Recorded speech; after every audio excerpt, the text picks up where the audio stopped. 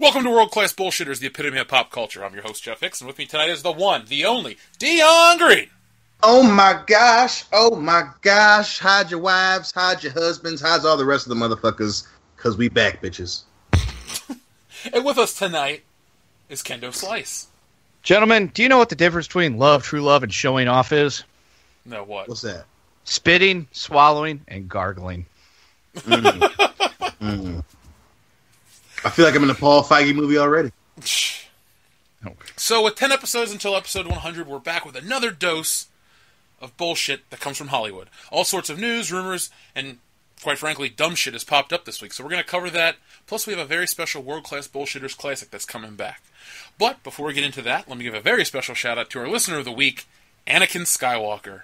Yes, that is his real name, and he loves the show. He joined us at the $25 a month level, and I'd like to thank him for the support. He sent us a message that says, "Hey guys, my legal name is Anakin Skywalker, so you can imagine how much Star Wars means to me. I agree with almost everything you say about Star Wars, so thank you for your honesty." And then he tells us about ranking the saga. Anakin, I'm going to lump this in with your question tonight, so thank you for your support, and make sure you listen to the end, because we're going to go deep into your subject this week. Also, I'd like to thank Simon Grant for picking up a Gay for Gosling t-shirt over on IncarnateStudios.com. I don't know if he's a listener to the show, or if he just happened to like the shirt, and he found it on the internet, but I just want to say thanks to that guy no matter what. We got to also thank Joel Walker, Nico D, Ben Bassett, Urban Sniper, Elliot Purcell, and Alex Cho for joining our Patreon. Also like to thank Danny, Mike Harris, John Doe, and Justin B for upping their $1 a month level to the $5 a month level. And a very, very special thank you to Back68 for becoming a $10 patron. So no matter how you help us, we really appreciate it. And I'd just like to thank you guys and all the 49 patrons we have. So far, we have the Star Wars Force Awakens commentary, which has got so many people joining, so that's awesome. For everyone that's over the $1 limit, there's the Ghostbusters. And for everyone, there's the It Roundtable discussion, where Kendo, Nick, and I went into deep, deep discussion over It. We loved it, but now you can hear us talk about it more in depth. It was a good time. Actually, that was one of my favorite things we've done for this channel in a long time. It was just nice and refreshing, and it didn't involve Star Wars. I'm going to see it again Saturday. Well, I'm going to go see Kingsman tomorrow night, so maybe there will be a review on the channel. I don't know. Maybe if the people... Yeah, my plan is to go see it after work. I wanted to go see it first so I can be on that commentary with you guys. But obviously, kid shits in his pants and all that old bullshit. But, yeah, I'm definitely thinking right after work, dude, I'm going to try and go see fucking Kingsman ASA motherfucking P. Well, if you see Kingsman, then do you want me to call you for the review and we'll just make it a review? Because there'll be 4 of us. Sweet, yeah. All right, cool. Okay, listeners. Sorry to do this to you again. Don't worry about leaving a comment in the comment section. We're just going to do it. So expect that maybe Saturday. All right, now it's time for the news because next week it's irrelevant, not... irrelative. No one will care next week is what we're trying to say. No one will care. I'm watching Ninja Warrior and there's this chick doing splits and she's kind of got a hot body, so sorry. So let's talk about what's on our title image, The Punisher. The trailer came out, I believe, yesterday. It's got 4.1 million views and I'm very impressed with what I saw. So Dion, Kendo, what did you guys think? Blew out my asshole. I fucking, obviously, we've on the channel gone to the walls in regards to Marvel's Netflix properties, but dude, John Bernthal, I'm telling you, for me, he's creeping up there, maybe a little bit higher than fucking Tom Jane, man. Not to mention that the shit just looks hardcore. I mean, Netflix knows what the fuck they're doing, and I mean, it's gonna involve the CIA and motherfucking, he's gonna be torturing dudes, and he's fucking shooting dudes point blank with a shotgun. And then, not to mention that they won't say when it's supposed to come out. It's this year, but they don't say when, and I can't fucking wait. Yeah, I completely agree. From the second the trailer started, and they was playing a semi-acoustic version of One by Metallica, I was like, oh, I'm in. Yeah, I thought that's what they were doing at first. I was like, wait, that sounds just like Metallica. And then I was like, no, Netflix is so cheap, they're not going to have the fucking clearance. And then I thought, they got Nirvana, so of course they can get Metallica. And by the end of that trailer, I was there. Like, I like the Punisher. I already bought his fucking action figure, so I'm locked in. Like, I gotta get me another Punisher t-shirt, and I'm there. I don't know when it comes out, but the second it does, I'm all over it. That pissed me off about that whole redacted shit. Like, that's not even a good gimmick. Just tell me the fucking date so I can plan my day around it, Netflix. Yeah, fuckers. Like, I stopped what I was doing to watch The Defenders, no matter what the quality is. Actually, Iron Fist is the only one that I kind of regret, like, powering through. The more I think about it, the less I like it. But this has got to be better because it doesn't really involve any of those people from The Defenders. I mean, we saw Karen Page, but she's not a Defender. She's from Daredevil, so she already has a connection to Frank Castle. Right. But yeah, it comes out this year sometime, so I'll be on the lookout for that. When it comes out, we'll get together and review it. We'll do it for the YouTube channel, not Patreon. That's too much of a broad thing that people would want to hear us talk about. So watch this space here for the release date. Yeah. So that wasn't the only trailer that came out this week. There was a trailer for Tomb Raider, and I'm just going to jump the gun and say, holy shit, this looks terrible. What do you guys think? It looks really bad, man. It looks like the exact same fucking story as the video game. Not to mention they came up with the most generic action shit, like the whole like jump movement into slow motion because she's either going across a large gap or about to pull the trigger or the arrow or some bullshit. And then the fucking run of the mill. My dad's dead and wants me to do something and left me a video. Like, motherfucker, can I just get something original with the whole dad send me on a mission thing, please? Just one fucking time. Just once. I never thought I'd be nostalgic for Angelina Jolie, and I'm not. I hated the first Tomb Raider movie with a passion. I remember going to see it as a kid in theaters, and I walked out, and I went and saw The Fast and the Furious. So I never liked the Tomb Raider movie, but this looks like exceptionally bad. You were talking about her jumping. That looked so hokey. Like every time she does the same jumping motion, like Super Mario. She's like, ah! And glides through the air real slow into the water. Like, I don't give a shit. Like, I don't care who's playing Lara Croft at this point. It just didn't look exciting. No, I've never been a big fan of the Tomb Raider series. I mean, I played the first game a bunch of times because my friend had it and we had nothing else to play. And the games are all right. I had some fun with them. Never owned a copy. Always just borrowed a copy to play. Wasn't a big fan of the Angelina Jolie movie. I think I saw it once. Was like, meh. This has done nothing to make me want to watch a Tomb Raider anything. It just did not look interesting. It looked dumb. Just looked hopeless. The second one is fucking horrible. With Daniel Craig? No, he's in the first one. It's Gerard Butler in the second one. Oh, okay. They're all the same. Guys that could have been James Bond, put it like that. There you go. There you go, man. No, I saw this, and then I saw people talking about it. I just wanted to know what you guys thought, because to me, it's indicative of every problem with Hollywood. Yes. Last week, we're coming off of It, which had so much artistic integrity, and I'm like, yeah, we're going in the right fucking direction, an adaptation that has the balls to show you it's in the source material, we got kids in peril, we got a great villain, we got everything working for it, and then the Tomb Raider trailer comes out, and I go, oh no, it's 2017, nothing has changed.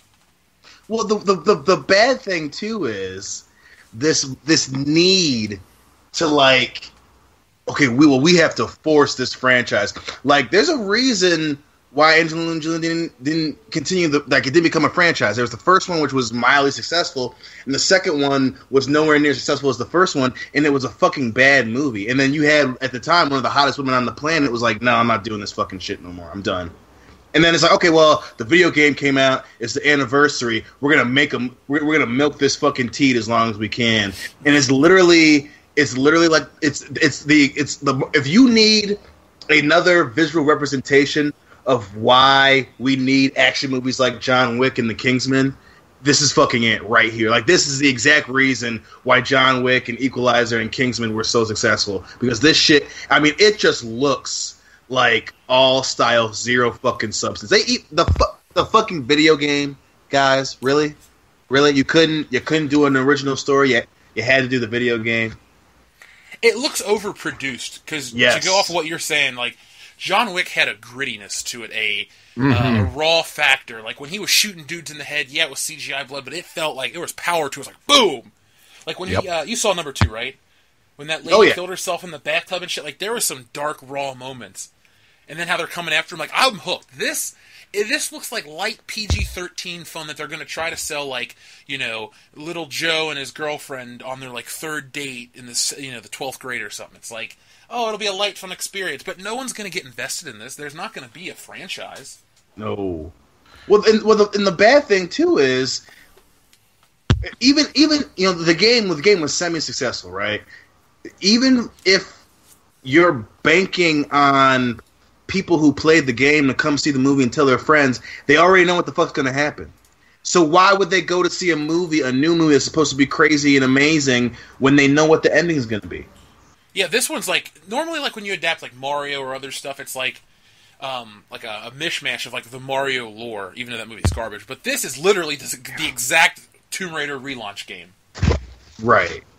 It's just camera angles. Yeah, dude, it's so dumb. I'm jumping. Why would you jump like that into the water? Just fucking it just showed you. Why does it have to be slow motion? There's nothing extraordinary about you getting off of shit that's gonna crash. And it's got to be dramatic, bruh. Oh God, it's killing me, Kendo. It's fucking killing me, man. The part that made me laugh is when she jumped off that airplane and she goes, "Ah!" Oh my God! And they played that same audio multiple times. They just would turn it down. It was like that scene from The Mummy when Tom Cruise was falling in the airplane. They just changed the pitch. I would love that job in Hollywood. What do you do, Jeff? I'm the guy. All I do is the trailers. People would know my from miles around. Dude, I'm telling you, it's funny that you bring that because I audibly laughed too. But for some reason, I just kept thinking of she's running and then she jumps and then falls on a dick or something. I couldn't get that out of my head. Womb Raider. Gerard Butler's or Daniel Craig's? Dude, it would be funny if Daniel Craig just and he's in a tux and he's just right before she goes on the ship, nope, and just walks out of scene. It just and then I don't mean to beat this into the ground, but fuck that movie. Fucking so at least with the video game, she was getting bruised and battered. The fucking trailer shows her getting fucking head smashed by the butt of a gun, but then the next scene the dude's you look like your father, touching her face, and she's not bruised or anything, but she's just been shipwrecked and she got fucking pistol whipped, but it's just remember she won an Academy Award, watch the fucking merchandise, guys. Well, here's something that's indicative of a failure in the action movie realm before it even comes out. All of our favorite action heroes, and sometimes villains, go through some serious shit. There's physical damage. Look at McClane. He steps on the glass to cut his foot. He's got the bruises. He's hurt. He's shot. McClane goes through some shit. Rambo goes through some shit. Hell, even the Terminator, the T-800, when he's the good guy in Part 2, he goes through shit. In all these action movies, the hero has to come out visibly damaged. It's part of the visual language to show, hey, the hero's been through some shit. It's part of their journey. If this girl comes through it, without a scratch, she's like James Bond, and James Bond is not a realistic action hero. And even in those movies, he gets beat to shit. So, screw that. If she comes out, not a hair out of place and shit like that, that's just going to take away from the believability of it. You got to be able to buy into it somehow. Well, even in one of the movies we saw recently that I loved, Morgan, with the chick, what's her name, Maura? What's her name? No, the one that's... I keep wanting to say Anita Mora, but whatever. That's neither here nor there. But they fucking these two, she's killing people, and the premise is she's this unstoppable creation, whatever. And even she's fucking got cuts on her face, and she's bleeding. And by the trailer, it's okay, shipwrecked, a boat that's getting thrashed around in some storm in the fucking Dead Sea or what. Horrible name, by the way, but fuck you. Sea of Death or whatever. And then it's just oh, wait, no, the bad guy's got to touch her face, and she's got to be just sweaty. And it's come on, guys. Come the fuck on. God damn it. Make me give a shit about her. In this trailer, I don't fucking care about Lara Croft. I don't fucking care. But it's Alicia Vikander. We should care. Ex Machina, Kingsman, other shit. Jesus. Well, speaking of John Wick, though, Chapter 3 did get a release date. Ooh, when? What is it? May 17, 2019. I gotta wait a whole year.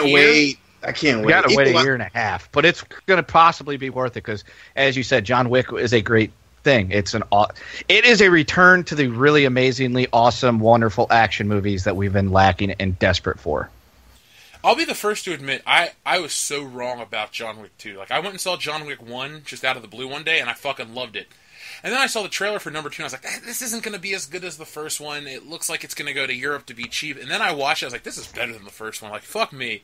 And the doubt I had, it's better than the first one, and it's one of the best action movies in the last 20 years. Maybe the best. That's a tough one. That's a tough one, man. I mean, I'm trying to think of action movies in the last 20 years, and I can't. Dredd is up there for me. Dredd was really good, but that's more comic book than action. For me, I mean, obviously the Raid movies, but that's more martial arts than straight action. I mean, you could say that's action. It's a short list, man, and John Wick's damn near at the top of it. I have no problem with that whatsoever. It was just such a good movie. Keanu Reeves reinvented himself. I got to give him all the respect in the world. Mm-hmm. For sure, man. Oh, and then Equalizer's coming out next August, 2018. So I'm excited about that shit. Yeah, I guess it was going to come out the beginning of 2018, but it just got pushed back, so I'm excited for that shit. Are they going to put Darth Vader in the movie? Is that why they need to do reshoots? Oh, fuck you, Disney, you pieces of shit. Yeah, let's talk about that story next. I won't go in order of the notes. So, I made a video earlier in the week. We talked about Darth Vader appearing, or I talked about Darth Vader appearing in the Han Solo film, and what a terrible idea I think it is. So, Kendo, Dion, what do you guys think of this news? Of fucking course he is. Because that makes just so much sense for everything that we know about Disney and their desire to fan service the shit out of things. But guys, toy sales. Toy sales. But Darth Vader's story arc has nothing to do with a young Han Solo. Hey, dude, you're preaching to the choir. Han didn't even interact with Darth Vader until Empire. He saw him on the Death Star, but then again, he was running to the Falcon. He was like, Luke, come on. Blast the door, kid. He wasn't even looking at the fucking lightsaber duel. No, if there's anything, he probably caught him out of the glimpse of his eyes like, who the hell's that dude in black? And, oh shit, run. By Empire, though, Vader was on his shit. Oh, yeah, he was. That's like one of the best scenes in the movie is when that door opens because Lando's like, I just made a deal to keep the Empire out of here forever. Door opens and Vader just stands up. It's like, oh, fuck, things are going down. Dude, when Chewbacca growls like, roar, and then boom, boom, like that movie is fucking damn but and I think you guys just hit on something super important, right? That's important for Darth Vader's character and Han Solo's character. Darth Vader because Empire is him flexing his fucking power muscles. And that scene, even though outside of everyone else freaking out, Chewie roars and Han just pulls his fucking gun. He literally, like you said, he's seen him one time, and obviously he's been fighting with the rebellion, and without hesitation, he pulls his gun out and shoots at the fucking, to his knowledge, one of the most badass motherfuckers in the galaxy. This movie comes out, it's gonna fucking kill the aura, at least, of one, Darth Vader, two, Han Solo. We don't need to know more about this guy already, and now you have to put goddamn Darth Vader in it. Come on. What the fuck is wrong with making a good story now? What is wrong with that? They can't. There's no good story that they can make. I mean, we saw it in The Force Awakens. They couldn't make a good story. They just gave us recycled fucking garbage. Rogue One, the story wasn't even that good. We already knew the story, and I didn't feel like they'd made it any better than what we already knew going into it, which was, well, Death Star plans got stolen and they got sent to Princess Leia, obviously, because in A New Hope, that's the beginning of the fucking movie. And so, I mean, we knew that story, but they couldn't write it good. So the Han Solo movie obviously is probably not getting written good, considering they had to fire the directors and hire Opie. Yeah. He's a safe bet. God damn it, man! So, it's just, it drives me. It's fucking. And I think you're 100% right on that. I do. Holy shit, Dion agrees with Kendo. What the fuck? But he's my lackey now, Jeff. Let me call Dan. Fuck you, you dick sucking dut. But he doesn't listen to the show. Oh, you know he doesn't. Fucking part timer. But I can't believe that all the money that they spend on shitty movies, that all this shit that they claim, I should say, that they put all this time into, that you can't find someone to write a good story. Like, that just doesn't make any sense to me. Like, I understand that,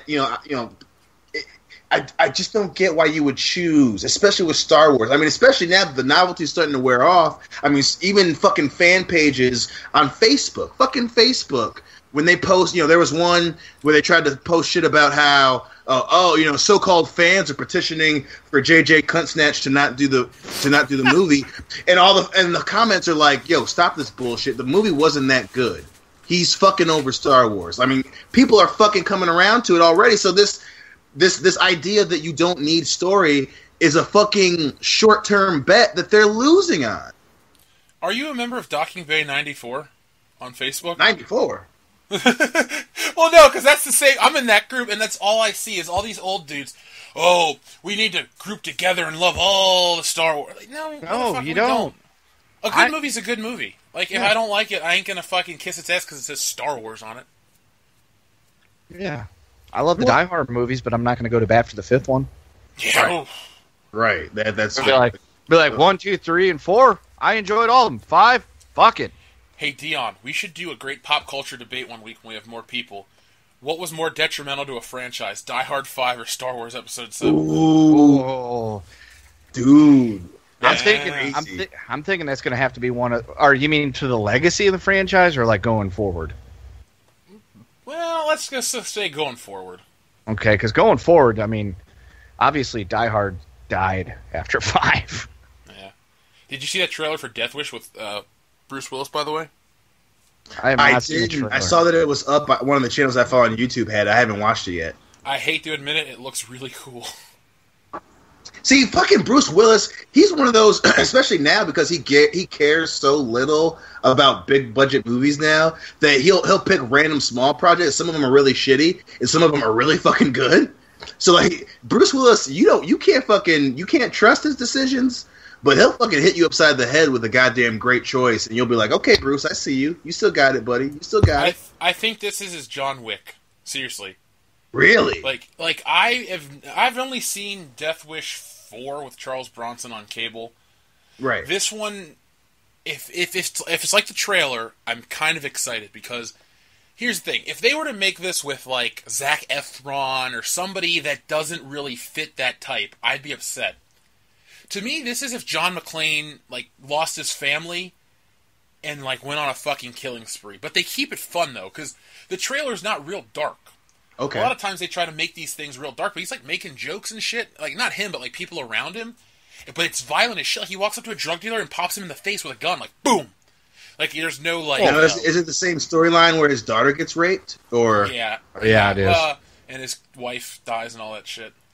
Okay. Well, see, the Death Wish movies weren't really all that. I mean, there was a little darkness to them, but the second one was pretty fucked up. How the second one starts.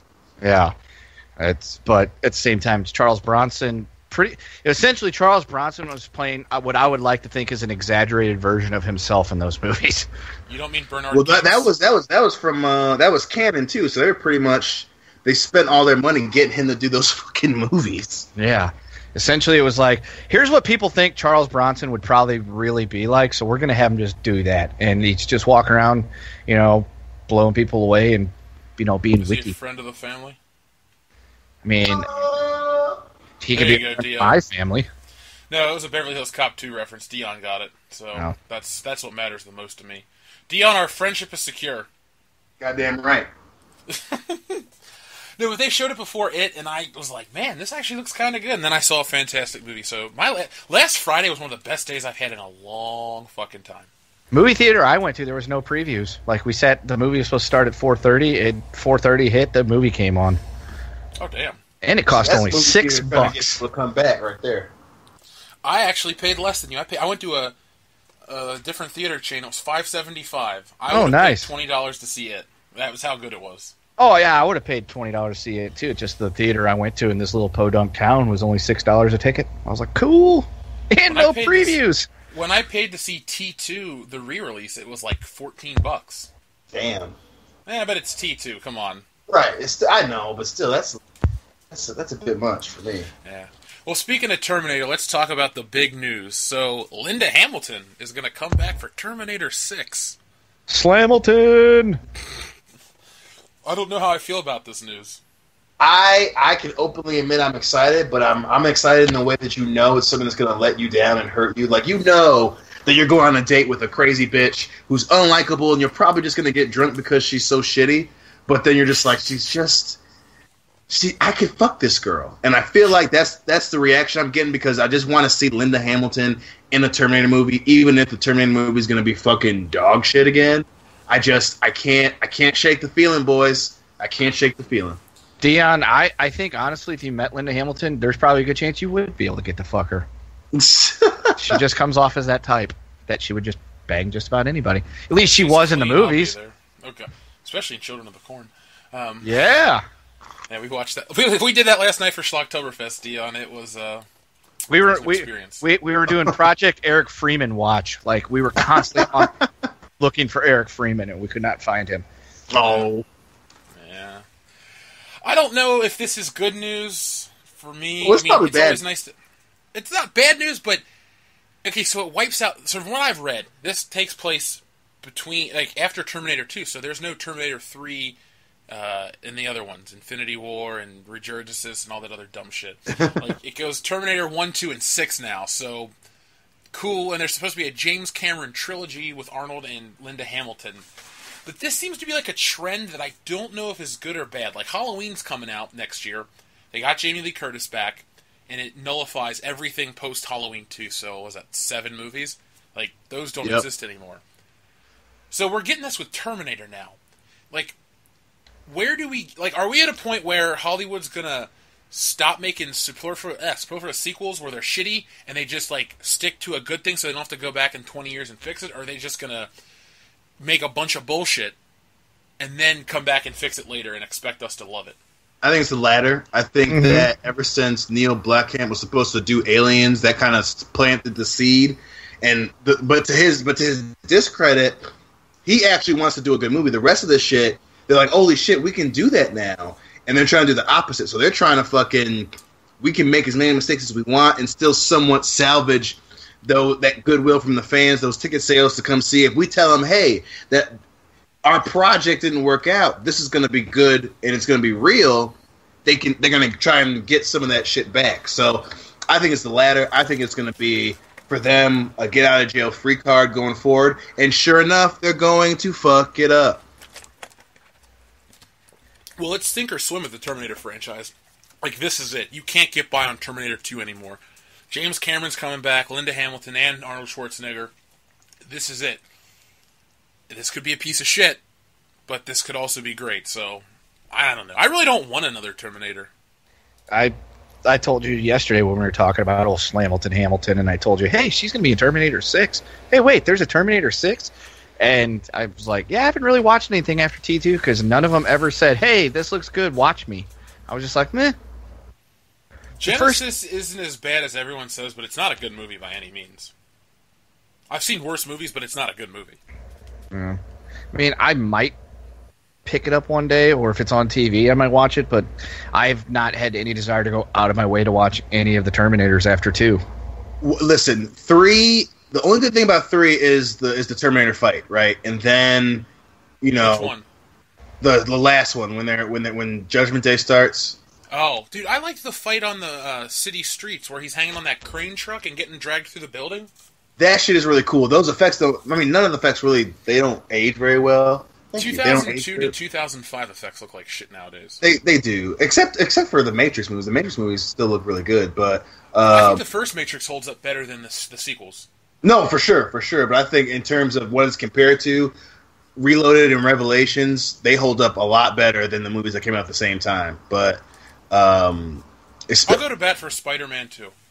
You know what? I'm so tired of that shit. People keep saying they don't hold up well. Even one, yeah, they need to be rested a bit. But 2, I still think looks fucking amazing. It pisses me off. People keep saying that, and especially the fucking clock tower scene still looks fucking awesome. Dion, you know why people shit on it? Because it's not the newest version anymore, and they hear people on the internet that they like say it looks bad, so they regurgitate it because people don't have their own opinions anymore. If they actually would sit down and watch the movie and compare Spider-Man 2's fight scenes to Homecoming, Spider-Man moves more like a human being. In Homecoming, he jumps around like a spider monkey. It looks stupid. Right. Mm-hmm. By the way, I don't have any interest in buying that on Blu-ray. Me either. I'm not gonna lie, I probably will. I'm part of the problem for sure, but just because I just want to make my Marvel. Yeah, but don't you own all the other Marvel movies? Yeah. That's a little different at this point. It's about being a completist. Right. For me, I own 4 of them on Blu-ray. I'm not buying Spider-Man. I have to buy like 20 other ones first. Now, that movie to me is what I like to call a one-hitter. You see it once, and that's good enough. Yeah. I got the experience. I liked it. Yeah. I gave it a 7. It was a good movie, but I'm done. Like, yeah. It was. I enjoyed it. Had fun. Nephew went with me. He liked it too. And afterwards, I was like, all right, I'm good. I don't ever have to see it again. I'm not going to buy it, so I'm not worried about it. I don't know. I think like's a strong word for that movie, but no, yeah, I see what you're saying. Okay, you guys want to keep talking about James Cameron? I do. Sure. All right, cool. Fuck So that guy. fuck him is first off, yes. But James Cameron will begin principal photography on Avatar 2 next Monday, September 25th, as was confirmed at the special Terminator event that was held in Los Angeles on Tuesday night. Back in June, Cameron's longtime co-producer and Lightstorm Entertainment head John Landau said that filming on the Avatar sequels, all 4 of them back-to-back, would indeed begin the last week of September of this year. The latest update on the project confirms that it is currently moving along right on schedule for the time being. Why? I can't wait. I cannot wait for this movie to flop. Oh my god. I am so excited for this. I can't fucking wait. It's going to be great. Jim Cameron, the world's over Avatar. There's no more gimmick. Fuck you. Oh my god, Jimmy. How much you want to bet that like the 4th and 5th one don't even make it because the second one comes out and it's like a fucking disaster, but it makes a decent amount of money if people going to see it wanting to fucking relive, what was it, 2009 in their lives Christ. and be like, oh my god, I was so happy and excited 10 years ago. I got to see the new Avatar. And then so those people go see it. The rest of the people that see it think it's terrible. Then 3 comes out. It's an even bigger dumpster fire. And then they just say, we're canceling 4 and 5. Oh no, man! They're in the jungle now, baby. They're fucking tied to this now. Because what's the studio that's doing this? Is it Universal? No, Fox. Oh my god! I think Fox owns Avatar. Dude, they're tied to this because they've talked it up. They've paid a fortune to film them back to back to back to back to back. They got to release them. I can't wait because I feel like it's gonna be, And honestly, I think 2 won't be that bad. It'll be a 6 or a 7. It'll be a decent film, right? It'll be a little bit long, and then 3 is gonna come out. It's gonna be pretty bad. Then 4, then 5, and it'll make a decent amount of money. It's gonna be like having Batman vs Superman over and over and over again. And I can't wait. It's gonna be. I'm trying to think of the equivalent, but we're gonna watch over the next few years the fucking downfall, the crash of the James Cameron brand name, and it's gonna be fucking glorious because that's why he's running the fucking Terminator so quick. Because if Avatar is horrible after he films it all at one time, he's like, hey, calm down. I'm doing Terminator again, guys. I'm doing Terminator. No more underwater bullshit. I can't wait. I can't fucking wait. Here's a question: what if Terminator and Avatar cross over? Ooh. So, are we talking like T8000 goes, or T800, whatever? Fuck, I can't remember. Schwarzenegger goes to the blue people planet and just starts fucking blowing away blue people. Yeah. I don't know. Or Linda Hamilton could, I don't know. Her and John in the future find unobtainium, and they build a Terminator out of unobtainium.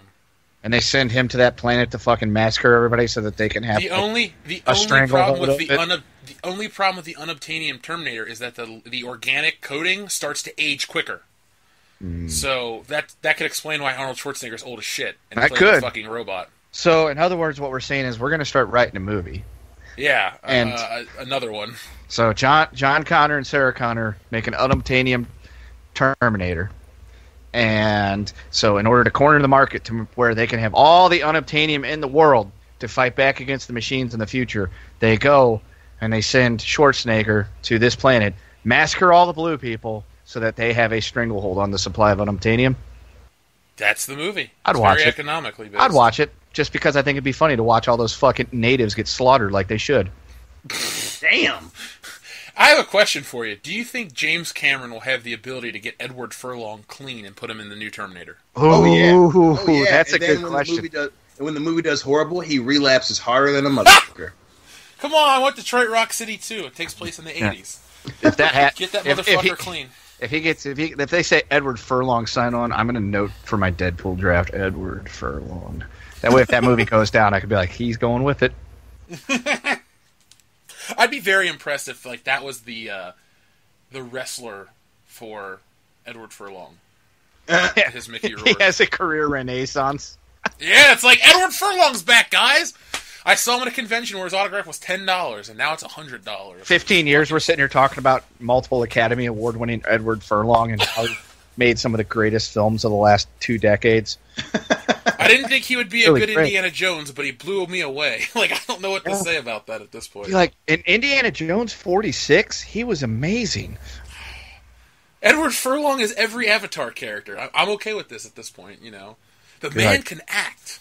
Be like, I didn't like the trailer for Terminator 64, but I think there's a good chance that Edward Furlong will be able to do it. That sounds like the best video game we never got in 1998. Like, Terminator 64. Ba-boom, boom, ba-boom. I told you I'd be Bach. It's such, dude, the Terminator now enters the arena in Super Smash Brothers. Oh my god, that would be so cool. But he couldn't jump, so man, he'd be fucked. Well, yeah, you probably have to go with the T800. You couldn't use a T1000, or you just have both of them. T1000 can jump. He could be a fucking DLC character. Boom. And the T800 can't jump, but his charge moves super fucking strong. He pulls out that power core in his chest and like blasts everybody like Iron Man's Unibeam. Yep. And then for him to get upwards, an HK comes out of nowhere and just picks him up. Okay, I'm cool with all this. Let's talk about something I'm not cool with. The Joker film. Ah, damn it. Yeah, You're killing me with these topics tonight, man. Oh, I'm sorry, man. It's been a week. I really need to get that contract re-looked at. Well, it's going to be one of those weeks. Don't worry. We're going to play a game in a few minutes, and then we got our big discussion topic from Anakin Skywalker, as well as other patron-related questions. So it'll get fun in a minute, because the fan interaction part's always my favorite part of the show. So, new intel claims the script of the Joker movie is expected to be turned in this week, indicating the film may start in 2018. Separate from the already existing DC Extended Universe, the Warner Brothers film is developing at an unusual speed, as it has only been a few weeks since the news broke of the Joker origin movie. Being in development at a studio in the first place... Oh, that's the end of the sentence. Sorry, I forgot to put a period there. That I just copy and pasted. With Hangover and War Dogs director Todd Phillips on board to direct, and critically acclaimed veteran filmmaker Martin Scorsese reportedly interested in the project, it's hard not to get excited for the film. Dear Screen Rant, it's very easy to not get excited for this fucking film. Yes, it is. Is anyone here excited? Nope. No. Reports suggest that it would trace the history of the clown prince of crime as a bullied child who would strive to keep an optimistic perspective. Damn it. Oh my god, I read this earlier and it didn't hit me like this. This is the worst fucking idea. For starters, there's no such thing as a Joker origin story for a reason. Thank you. Fucking A, thank you. You can go, people listening at home, if you don't fucking believe me, get every copy of anything DC you can involving the Joker. You'll find no origin story. Because nobody knows where he came from. He just showed up one day. And people that love to bitch about Batman 89 giving the Joker a backstory, like, your arguments will now forever be invalidated if this happens. Like, if this is the movie we're going to get, Batman 89 can no longer be criticized for giving the Joker a fucking backstory. And tying it into Batman's creation. Mm-hmm. Like, all your fucking talking points are out the window, thus the movie becomes even better. Actually, I love that movie, but... It is one of my favorite. Yeah. By the way, patrons, we're going to do the Batman saga, so... Oh, shit, the Batman. Are we even doing Batman and Robin? We're doing every Batman movie that's ever been released theatrically, except the serial films of the 1940s. Okay.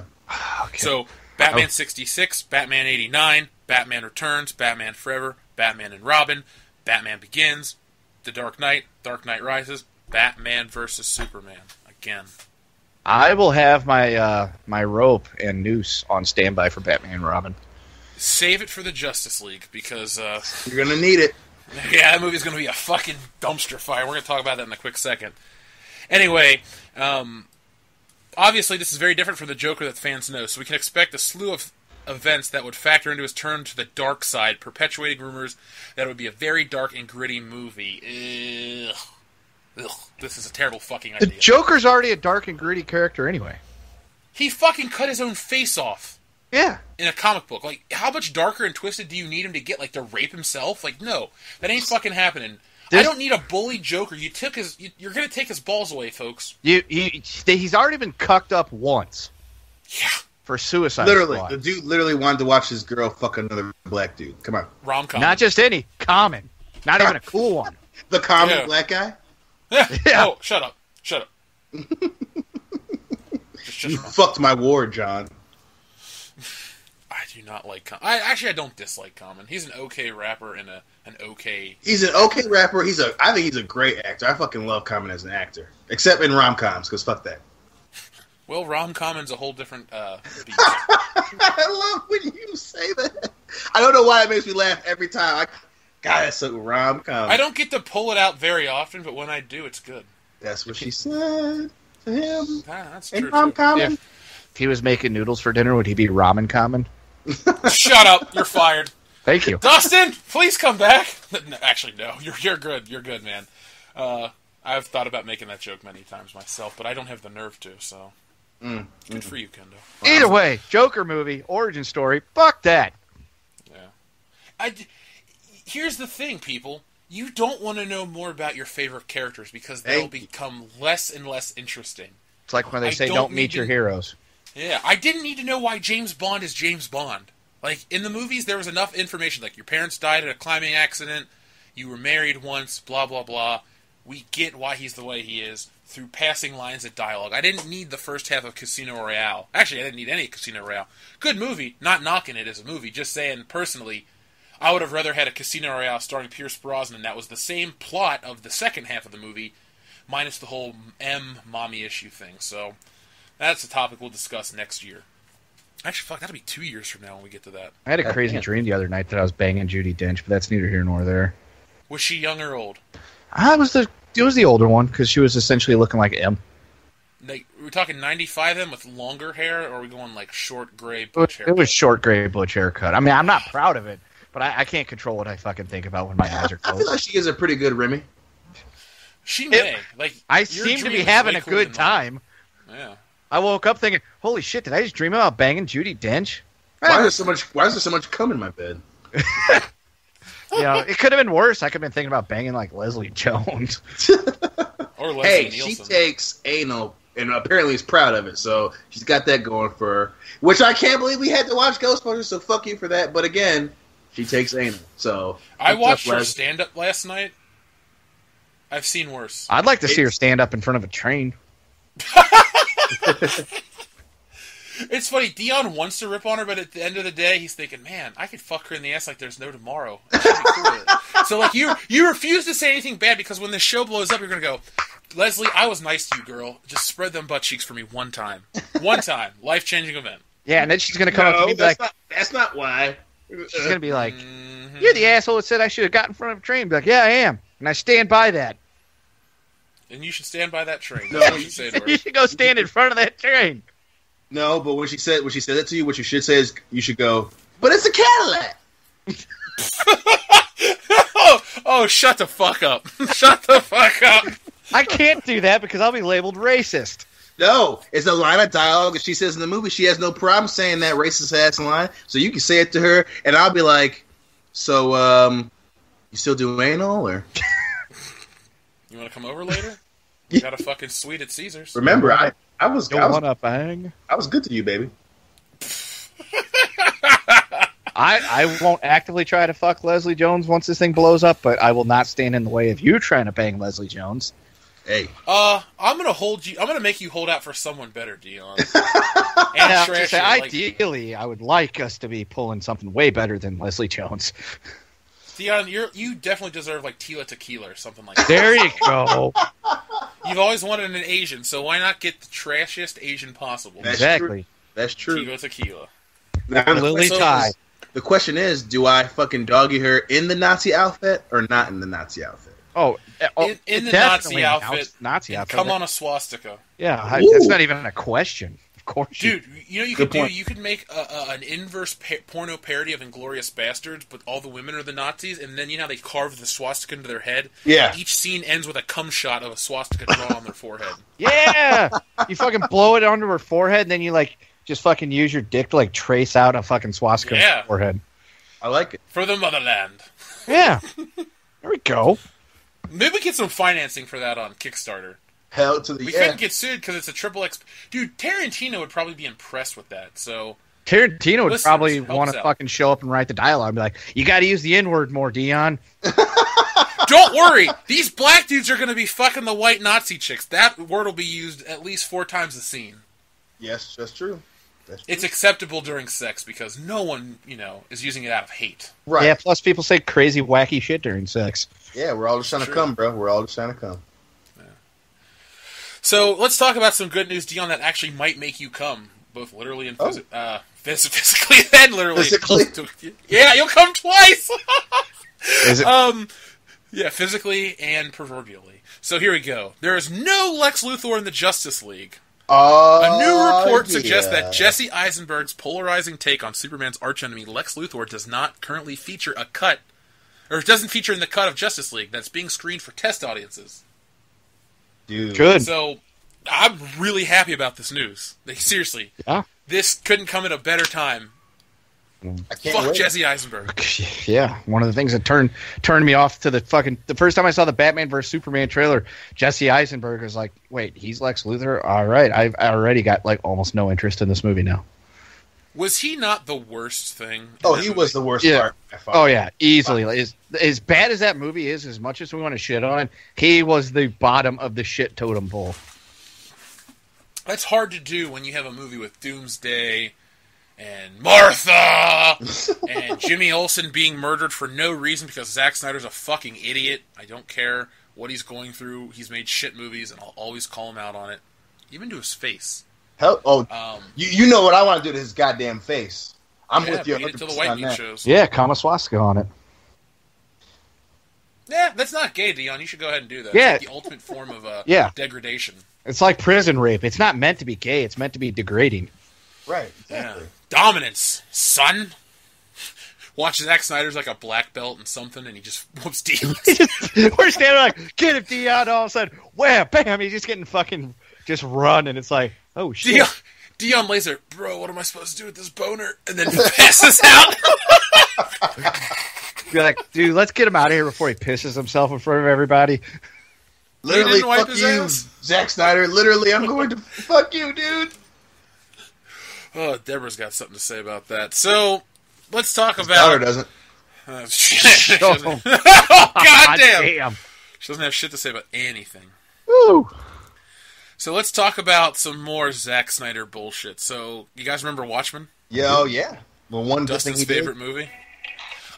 I prefer Dawn of the Dead to... If I have to say he did one good thing, I'm going to say it's the Dawn of the Dead remake. Even though I don't dislike Watchmen. If I have to pick one, I'm picking Dawn of the Dead. Oh, not bad, not bad. I enjoyed that. I didn't really like Watchmen, but I like Dawn of the Dead. I bought them both, so... I don't know. Dawn of the Dead was $5 at a Walmart, and Watchmen was $10 at a Best Buy, so... Yay, I paid $15 to support Zack Snyder's coke habit. But this news again comes from ScreenRant.com. HBO is officially moving forward with their adaptation of the Alan Moore and Dave Gibbons classic graphic novel Watchmen, with Lost and the leftover showrunner Damon Lindelof at the helm of the series pilot.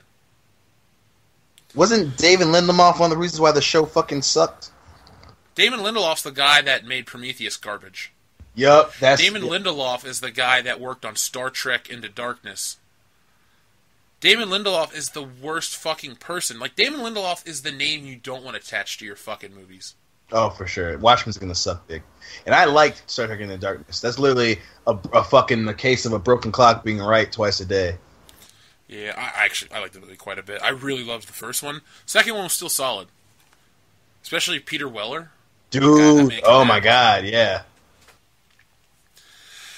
I mean, there's more to the article. I don't really give a shit. Damon Lindelof in Watchmen is not something I'm excited for. No. He's horrible. He's fucking horrible. Like, I mean, And I love Watchmen, and I love the movie, and it sucks because he's going to fuck this up. It's going to be overly convoluted. It's going to have so many fucking parts to it that don't make any goddamn sense. And on top of all that bullshit, it's going to fucking be horribly executed. So, what the fuck? I'm looking at Damon Lindelof's career. He's done, Lost, I've never gotten into Lost. Nope. Prometheus was okay. Tomorrowland, I hated that movie with a fucking passion. They lost so much money on Tomorrowland, too. Thank God Disney can't have failures. Star Trek Into Darkness I liked. I loved the first Star Trek. World War Z was okay. I'm not saying it was great, but it was okay. It was pretty good. Cowboys and Aliens, that movie was not Jesus Christ. That movie got made. That was an actual movie. So when you look up Damon Lindelof, people also search for Carlton Cuse, Tom Perrotta, Jeffrey Lieber, Brad Bird, and of course J.J. fucking Abrams. Jeffrey Jacob himself. They're fucking us. They're fucking us, man. Mm-hmm. Would you like to hear about this is my last piece of news. Kendo's got a story, and then we're going to move into our game. So this is a rumor that I'm praying to God is true. So here's the story, guys. Inhumans has been canceled by ABC before it even airs. Dude, what the fuck? Are you serious? So this is on EpicStream.com, but Kendo did a quick Google search, and about 5 other fairly reputable news sources have talked about this. So it's up in the air right now, but look for this to get canceled. So this is, without a doubt, the first flop for Marvel. We're talking, failure. You may have not liked Danny Rand and Iron Fist. The Defenders may have fallen a little bit flat for you guys, but this is truly the first fucking Marvel failure. I have not heard a positive thing about this. No, every bit of news coming out about Inhumans is nothing good. It looks horrible. It looks horrible. The news about it is horrible. There's just nothing good about it. And then on top of that, if multiple people are reporting that the rumor is it's being canceled, and there was a few of them that were saying, well, no, there's nothing necessarily says that it means it's going to be canceled.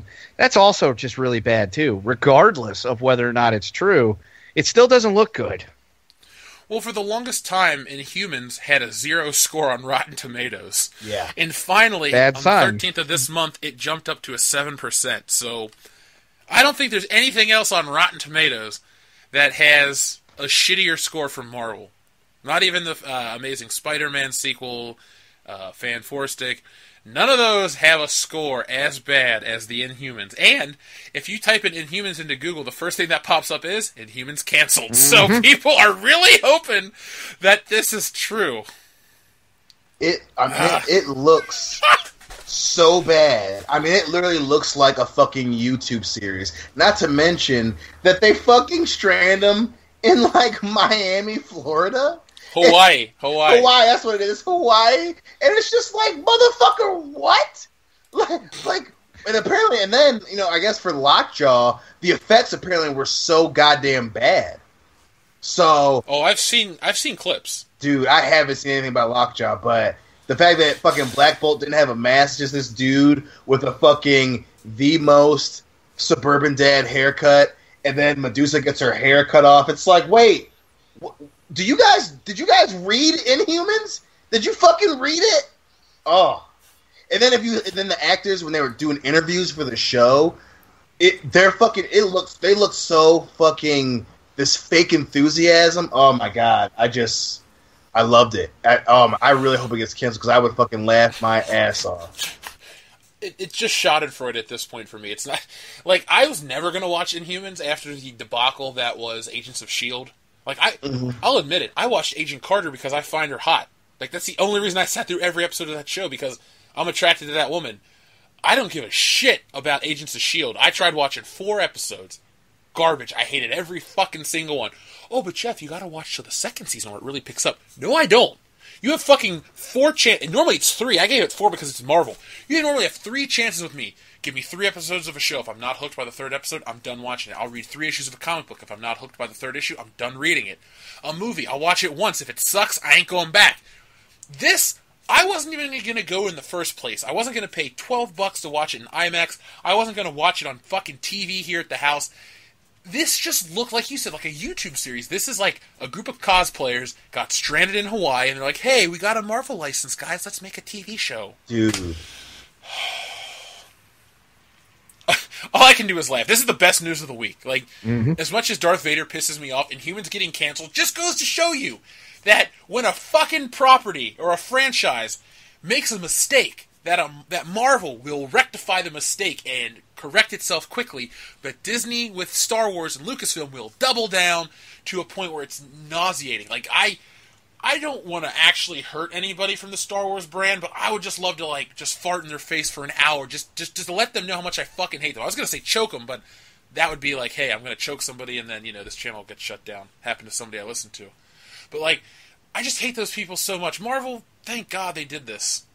We won't have to suffer, and maybe, like, Inhumans will be like this, I don't know, like the Blade TV series. We just sweep it under the rug and we eventually start fresh. Dude, they're gonna have to, because Marvel bit the bullet, because they were really, it was part of the Phase 3 reveal. It was fucking, they've been pushing it on ABC. They've been fucking putting serious money behind promoting this, and for them to pull it back and be like, nope, it's not good enough, sorry, we're not putting it out. That DC, Disney, take fucking notes, bro. I don't know, man. This is hilarious to me. We'll move on, but all I want to do is look at pictures of this fucking terrible show and laugh. Like, I have a question, though. Is Disney going to be on a downward trend now? Marvel going to be on a downward trend now? No. Guardians 2 was great, but everything else since then has been kind of shitty. Yeah. I don't think so. They have Punisher, they have Infinity Wars to kind of remind everyone what's going on. Hopefully Black Panther isn't as bad as we think it's going to be, but, I think this will be, it's just proof that, every studio has hiccups, I believe, and I just don't, even as bad as this is more of a, don't give ABC something to do, as opposed to Marvel's falling off. Because ABC is just, they're a horrible company. They're just horrible. It's all owned by Disney. It's just Disney. Yep. Disney owns ABC. They own ESPN. They own all that shit. Yep. It just goes to show you when a company gets too big, creativity suffers, and that's a topic for another video of mine. So I don't want to make people listen to the same thing twice. Kendo, did you have a story for me, you said? Yes, my Jeff Hicks story of the week. This one comes to us. It says, Kim Kardashian West plans to stop posing nude. Oh, fuck! Because she's fallen off the face of the earth to me. Just show your butthole one time and I won't complain. Just once. She believes that there is an age limit to posting nude. She just isn't sure of what it is yet. She was quoted in a magazine saying she's going to tone it down, but then she's like, I can't, wait, but if it's 10 years from now and I start doing it again, I'll be too old, it's whatever. Essentially, she's just in the news because she said she might stop posing nude and plans on doing so. One more sex tape's got to come out, Kimmy. One more. So you really want to see? It could be. So you really want to see? It could be Kanye Ray J again. Ray J. You know what? I'm okay if it's another Kanye. If it's Kanye West, because at least we'll have something more to laugh at about that man instead of the fucking face he makes everywhere. It's like, ha! I saw your wiener. Not impressed. We'll have something over him forever. Because he used to be our mortal enemy on the show. Every week we were making fun of Kanye West back in the early episodes. That's true. We haven't talked about that man in a year and a half. That's true. It was a trend that died before it even started. I really do hope that does come out, only because then we can make fun of him and we can make a real enemy out of Kanye West, and I would totally ride that shit into the sunset. Oh, we are, dude. We're gonna make it big and we're gonna make fun of Kanye. That's how we're gonna do it. That's all we'll do. Is every day we'll at least fucking have some kind of post on the website or the Twitter that just makes fun of fucking Yeezus. Hey, Yeezy, you a bitch. Yeah. That'll set it off right there. Nice blonde hair, asshole. Yeah. Wait, he's got blonde hair now? He did for a long while. Oh, I don't follow that. I really don't like him as an entertainer. I like a couple of his earlier songs, and then after 2007, he became crazy. Yeah. I mean, It seemed like he took himself way too serious. Oh yeah. Yeah, and now people don't like him for it. No. Well, then he was just like, which I get, like, you know, once his mom went, I think that's when it started. But then it's just like, at that point, it's like, dude, you're fucking rich as fuck, and you got Kim Kardashian. Like, you need to tone it the fuck down. Your life is not that fucking bad, man. You know, stop being, you know. And I get it, shit happens to people, but give me your money, motherfucker. I promise you, I'm gonna have a problem in the goddamn world. Easy. Yeah. Give me his money. I won't bitch about anything. I'll just do this podcast and I'll smile. That's it. That's my life. Shit, before we even get big, we could just, like, today, we could just fucking tweet, Easy's a bitch, just to fucking get him going. That might get us a lot of people to like us. I'm fine with that. Maybe we should do that. Yeah. Listeners, tweet Easy is a bitch, hashtag WCBS says so. Yeah. Right. Yeah, Easy is a bitch, hashtag WCBS says so. Because hashtag WCBS will get the fucking news network out of New York City, and I don't know what they would be associated. Like, you can use that hashtag if you'd like. They'll get all the credit, and then, like, Kanye West will refuse to go on fucking a CBS affiliate out of New York City. Essentially, listeners, if you've ever seen the South Park episode where they make fun of Kanye West about the fish sticks joke, it'll be like that, but real life. Oh my god. Have you been watching the new season of South Park? I saw the first episode last week. I have not watched the new one yet. I hated the first episode I so much. did not enjoy it at all. I was like, this is fucking dumb. Dude, you know what else show I hated? And I know this is going to rub a lot of people the wrong way. The Orville. Didn't watch it. It just did not. I didn't. Nothing about it looked good. I'm just like, okay, so it looks like Family Guy in space. It starts out with the inciting incident is, oh, my girlfriend's cheating on me, but now we're going to be on a spaceship together. It's like, I don't want that kind of dumb tension. And then he's got to learn to forgive her. That's a played-out story arc. Like, just give me something else. Anything else. Like, Seth MacFarlane has been very lucky in his career. I'm not saying he's untalented, and the dude's probably smarter than most people you'll ever meet. But creatively, the guy's in a weird zone. He's in, like, this gray area right now where it's like he was on fire with Family Guy for the first 3 seasons, and then when it came back for another 3 or 4. So maybe, like, 7 seasons of Family Guy, the dude is on fire. That's him at his peak. Then he spreads out to American Dad and the Cleveland Show, and Family Guy suffers, and those shows suffer, and he just kind of never rebounded. Ted 1 was great. Ted 2 was terrible. A Million Ways to Die in the West was forgettable. Like, the only good line in that movie was when Doc Brown showed up. Like, did you see it, Kendo? I turned it off after about 15, 20 minutes. I'm like, this sucks. I can't watch this. This is just terrible. So I didn't make it that far. I went to go see it in theaters, and I don't regret paying to see it in theaters, but I wouldn't recommend anyone buy it on Blu-ray. Yeah, it was, if I had to pick like top 5 movies on top of my head that were so horrible that I couldn't get through them and turn them off, it's on that list right now. Good. And I'd like to know what the rest of that list is. Curse of Chucky's another one. Yeah? That was a garbage movie. Shitbusters would be if I didn't have to fucking watch it for the Patreon. Yeah. Suicide Squad. I didn't make it all the way through. I didn't make it all the way through Suicide Squad when I watched it the first time. I turned it off. I was like, nope. Sorry, that one's pretty bad too. So there's 4. I'm sure there's a 5th one in there somewhere. I just can't think of it. Assassin's Creed. Man, I I watched that. fucking forgot about that movie. That Yeah. was trash, right? Dude, I know. When you said that just now, I'm like, no, dude, that was a game. What are you talking about? I enjoyed. I was like, I actually enjoyed some of those games, and then I was like, oh wait, they did they made a PG-13 movie out of it. Michael Fassbender last year at Christmas, right? Mm-hmm. Yep, everyone in America saw it. Oh, okay, twice. Batman and Robin. Biggest There you go. today. That's another movie I know for sure I've turned off.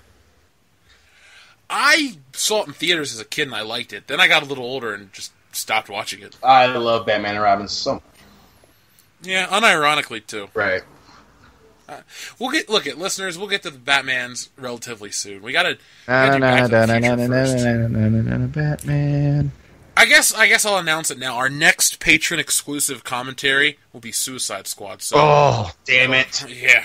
God. So Dion, get a day ready in your schedule. Kendo, same to you. I'll make the time, and we're gonna sit down and drunkenly watch Suicide Squad. I won't be as mean as I am on The Force Awakens because it's Suicide Squad. Who gives a fuck? But It'll be a good time had by all. So, Fucking be on you the have lookout for to. that. Yeah, because it seems like the more we torture ourselves, the more people want to support the channel. Like, it's never going to get to, like, jackass levels of torture. Like, I'm never going to strap Dion into a porta potty and launch him into space. Well, maybe. I do that to Dan. But not you, dude. You're like my Ryan Dunn to my Bam Margera, so. But don't die in an alcoholic-fueled rage or car crash. One of the two. Just don't die. Yeah.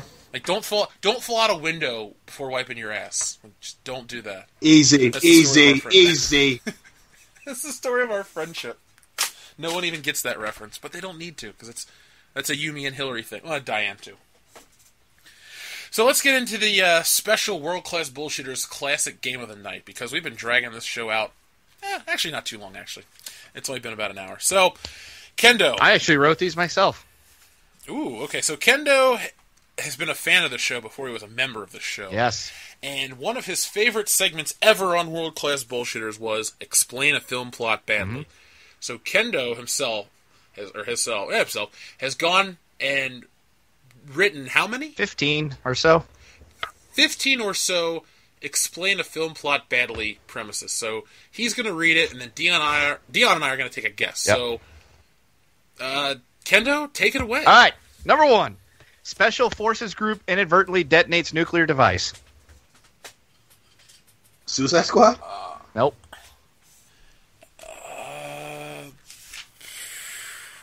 Predator? That is correct. It is Predator. Nice. Oh, shit! Nice. You like that one? All right. Number 2. Independent contractors fail to appreciate art. Oh, the World War II on Matt Damon, was it the fucking... Oh, I know what you're talking Not the about. Machines Men. You're thinking of the Monuments Men. Yes. And while that could be a correct answer for this, it's not the one I have. Okay. Only because I've never seen that movie, so... Oh, is it the Mummy? Subcontractors forget to Is it the Mummy? appreciate art. It's not the money. Independent contractors fail to appreciate art. Huh. Tears of the Sun. It is not Tears. Inglourious Bastards. No. What is it? Ghostbusters 2. Oh. God damn it, Vigo. He's Vigo! You were like that pussy to nice to him. I fucking love Peter McNichol in that movie. He's the man. He's the man. All right. What TV show was he on that he was He was in really Numbers for a McBeal. while, but Ally McBeal. Yep, that's what it was. He was also in Bean, the movie. Oh yeah, I hated that I forgot movie. about that. Mr. Bean stays with him. Yeah. What happened to that guy's career? He's still doing some stuff. Yeah, he does a bunch of stuff. Does TV stuff. Yeah. Like I said, he was in Numbers for the longest time. I used to watch Numbers. I used to love that My mom show. fucking was obsessed with that show, and I was like, I know that Jewish guy. He's one of those guys that you know him and you recognize him, and he just pops up in a lot of things, but he's not like overly like well-known, famous, whatever. Like when he was randomly in This Is the End. Yeah. That's exactly what that dude is. Yeah. He's well known. He's been in a lot of stuff. Like when we get done with the game, I can go through his very long and distinguished, just like my Johnson career. What? His very long and distinguished, just like my Johnson career. All of a sudden, Dion screams and goes silent. That wasn't me. That was Hillary. Oh. Oh, I thought you were saying what to me. All right, number 3. Man finds himself constantly at odds with local government authorities while trying to avenge the death of his friend. Life First Aquatic Blood? with Steve Zissou. It is not that. Was it First Blood? It was not First Blood. That's a Okay, good one, though. Okay, man. Say that again? Man finds himself constantly at odds with local government authorities while trying to avenge the death of his friend. John Wick. Oh! Like Beverly Hills Cop! Beverly Hills Cop. Oh, that was good. He killed his friend. Michael Tandino. Yeah, Mikey Tandino. All right, If you're out here investigating the Michael Tandino murders, you might as well not come back. exactly. He runs afoul trying to avenge his friend. All right, number 4, the black and white version of the Harambe story. Congo. Nope. Congo is Black and white. Congo is in King color. Kong? It's yes, King Kong. It is King Kong. Number 5. A man's devotion to his mother leads him to do many wacky things to gain her approval. Psycho. It is Psycho. Yeah, I was going to say Psycho. Come on, Psycho. All right, next one. Man spends a dozen years helping others, then quits abruptly. 7 years or 7 times. 12 Years a Slave. 12 Years a Slave. Good job. I've never even seen that movie. Found it at Best Buy for $11.99. How was it? I didn't buy it like that. I don't know. I'm assuming, I've never seen the movie either. I'm just assuming it talks about 12 years where this guy was a slave. And then he gets freed or runs away. Either that or the title's extremely misleading. Wouldn't be the first time. All right, next one. Factory owner employs people living in government housing. Jumanji? It's not Jumanji. Government housing. Yeah, fuck, that's a good one. Yeah, I'm going to have to go with... Toy? Said, The Toy? Nope. Or not The Toy, Toys with Robin Williams? Nope. but you don't want the toy with Jackie Gleason and Richard Pryor? That was a good one, too. But I'm going to say that one more time. factory owner employs people living in government housing.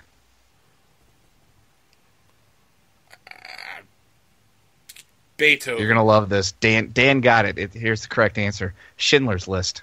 Because think about it. They were living in government housing, and Liam Neeson owned the factory. Let's see. Detective's hard work pays off and ends up with him getting head from his wife. 7! 7. Nice. Nice. Let's see. A skinhead finds love in the unlikeliest of places, tells brother about it. Not Taxi Driver? It is not Taxi Driver. Is it Romper Stomper? It is not Romper Stomper. I've never seen that movie, Dion. I didn't even know it existed until you used to talk about it constantly. Well, it was fucking hilarious. You got fucking Calm down there, Romper Stomper. fighting around the world. Skinhead tells his brother. Fuck. Oh, is it American History X? It is American History X. Hey, good guess, Dion. Thank you. I love that movie. Found love in the showers and then told his brother all about it. All right. Remember, we established that prison rape is not love; it's dominance. I don't know, man. He kissed him after he smashed his head against the thing, I'm pretty sure. And they were blowing kissy faces at him as he was like walking into the lunchroom very awkwardly. Oh. There was love there. I saw it. I saw it all. You just got to know what to look for. Yeah, well, he felt it all. He did. All right. Now bite the curb. The good guy pretends to be a bad guy. The bad guy pretends to be a good guy, and the guy you hate the whole time turns out to be the smartest guy in the movie. Oh, that's a procedural suspect. No, it's not. Ooh, No Face Off? Country for Old Men. It's not Face Off. No Country for Old It's Men. not that either. By the way, I want to watch Face Off now. I do too. I want to take his Ooh, face. you good looking. Oh, You're hot. Not to change the subject, but the sexual tension between John Travolta and his daughter when Nicolas Cage was in his body. So It's kinda weird. creepy. Little bit. So weird. A little bit. I'm going to throw in the towel on this one. I have no clue. The Departed. Fuck, I don't know either. I'd have never guessed The Yeah, Departed. because what's his face? The Wolf of Wall Street pretends to be a bad guy even though he's the good guy. Matt Damon's a bad guy and pretends to be a good guy. And we all hated Marky Mark, but he was the smartest fucker in the movie. He figured it all out, and it's a good movie. I recommend if you haven't seen it to watch it. All right. Heads are like mushrooms, man. Feed them shit and keep them in the dark. Exactly. A man gets frustrated when work rival constantly outperforms him, resorts to drastic measures, ends up getting double vision. Double vision. Work rival outperforms. Spider-Man 3? No, it's not Spider-Man 3. A man gets frustrated when work rival constantly outperforms him, resorts to drastic measures, ends up getting double vision. So, not Office Space. Double vision. Double vision. Fuck. No, is it Bad Boys? It's not that too? twist. Nope. The double vision things was throwing me off. Double vision. I don't know. Tell us. The Prestige. Ah, I've never seen it. Oh, okay. Well, it's great. It's fucking great. It's really great, and The ending is one of the best endings of any movie ever. And you'll explain why the double vision thing comes in, because Dion probably gets it now. I do. Yep. Yep. Yep. All right. Well, fuck me, right? Exactly. A man travels across country and ends up assaulting wildlife on multiple occasions. Without a paddle. Vacation? It is Vacation. Yeah, Clark W. Griswold! I just was thinking, he punches a moose, he kills a dog. Yep. Yeah. Plan goes awry when a bunch of colorful people can't trust each other. Color purple? Nope. Suicide Squad? Nope. Power Rangers? Nope. Wait, they all trust each other. Colorful people. Insomnia? Nope. Friday the 13th, Part 6. No. Close. No. Colorful people. Smurfs movie? Mm-mm. Teletubbies movie. Nope. The Adventures of Pluto Nash. Nope. Philadelphia. Weekend at Bernie's. Nope. Nope. Girls Weekend. Fright Night. No, you guys are way off, too. That's the best part. Freaky Friday. Funny People. Nope. Just Funny right. Farm. Nope. Funny Games. Ugly Date. Nope. Ugly Date? What movie is Ugly Date? Ugly Truth. Ugly Truth. Ugly Truth. Oh, Katherine Heigl. No. Does it have Katherine Heigl in it? No, it doesn't. Is it Weekend at It Bernie's is too? not. Is there a black guy tell in me. it? Is it Don Cheadle? Not. It's not Don Cheadle. But I don't. So it's not Hotel It is Rwanda. not Is he Hotel Don Rwanda. Cheadle Black? It has. No, Does it have Terrence? Is it Iron Man? it's not Iron Man. Is it Iron Man? You want the answer?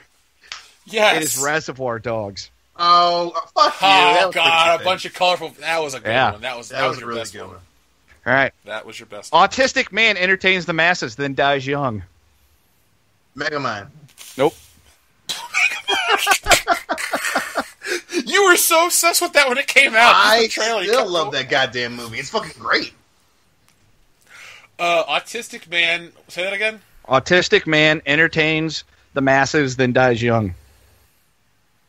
Is it Shine with Jeffrey Rush? It is not Shine with Jeffrey Rush. Damn it. Houdini? It's not Houdini.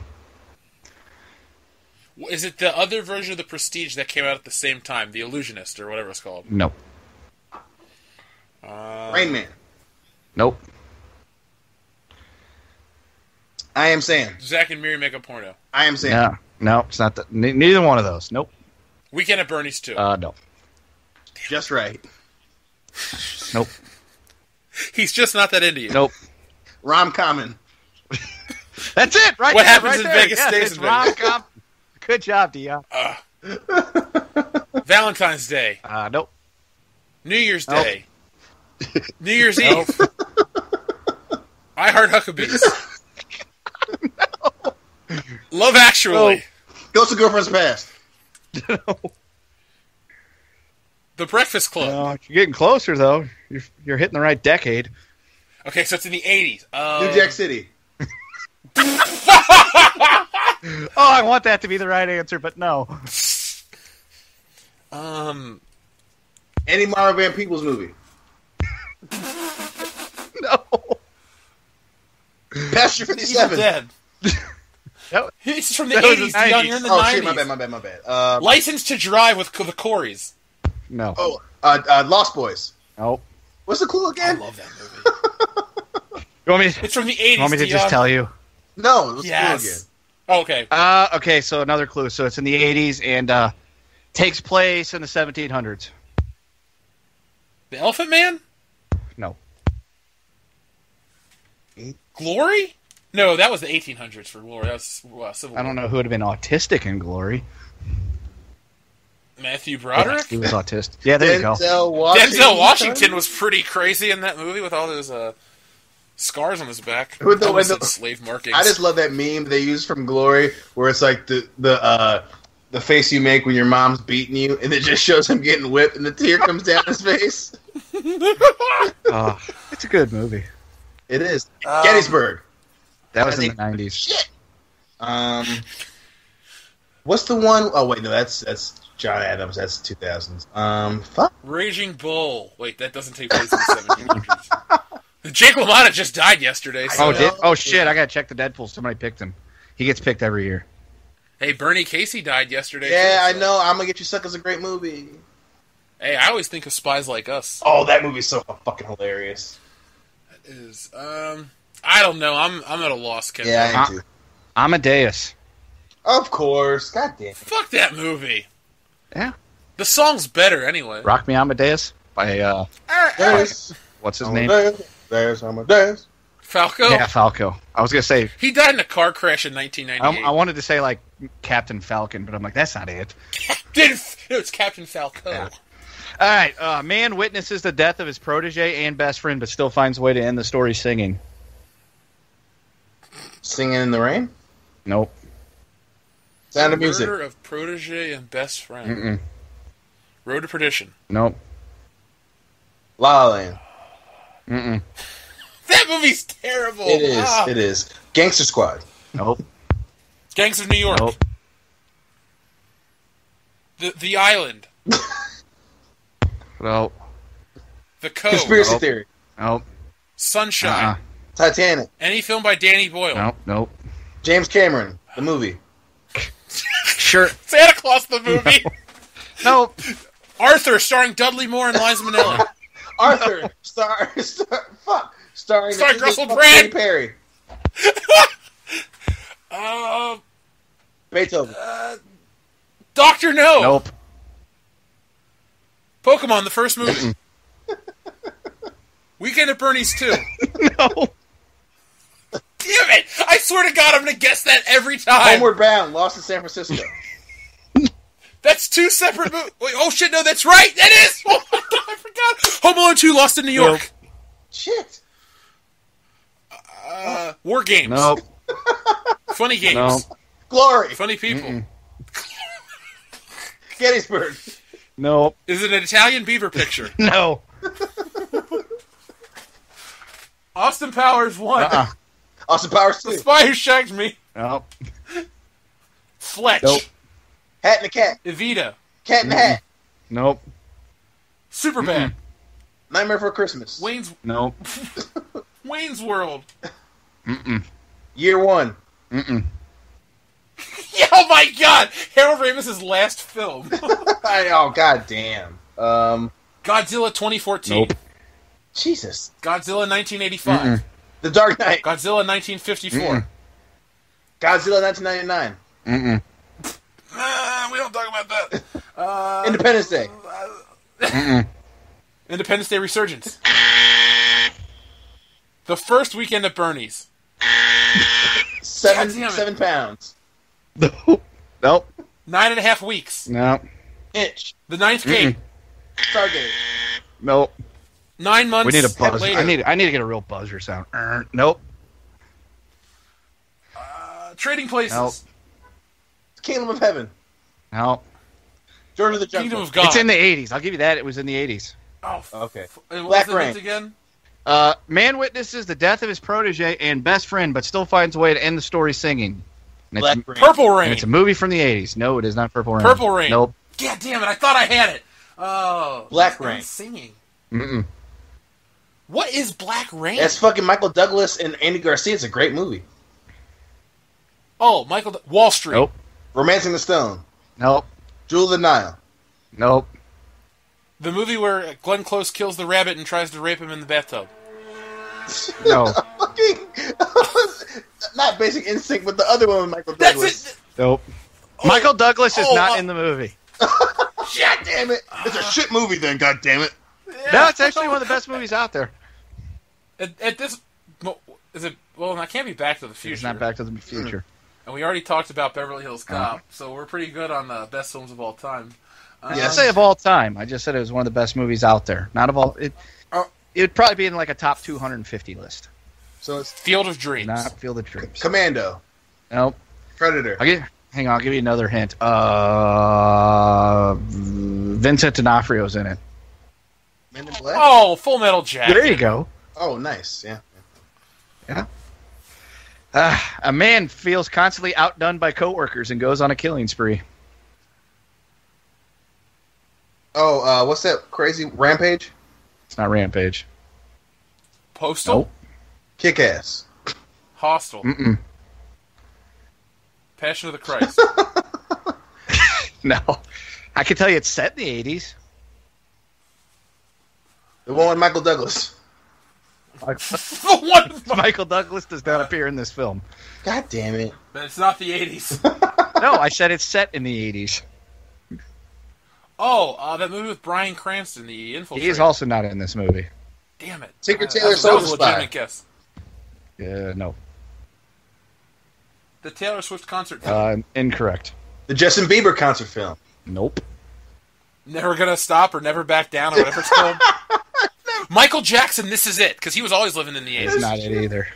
Michael Jackson, Remember the Time. When did he go on a killing spree in any movie?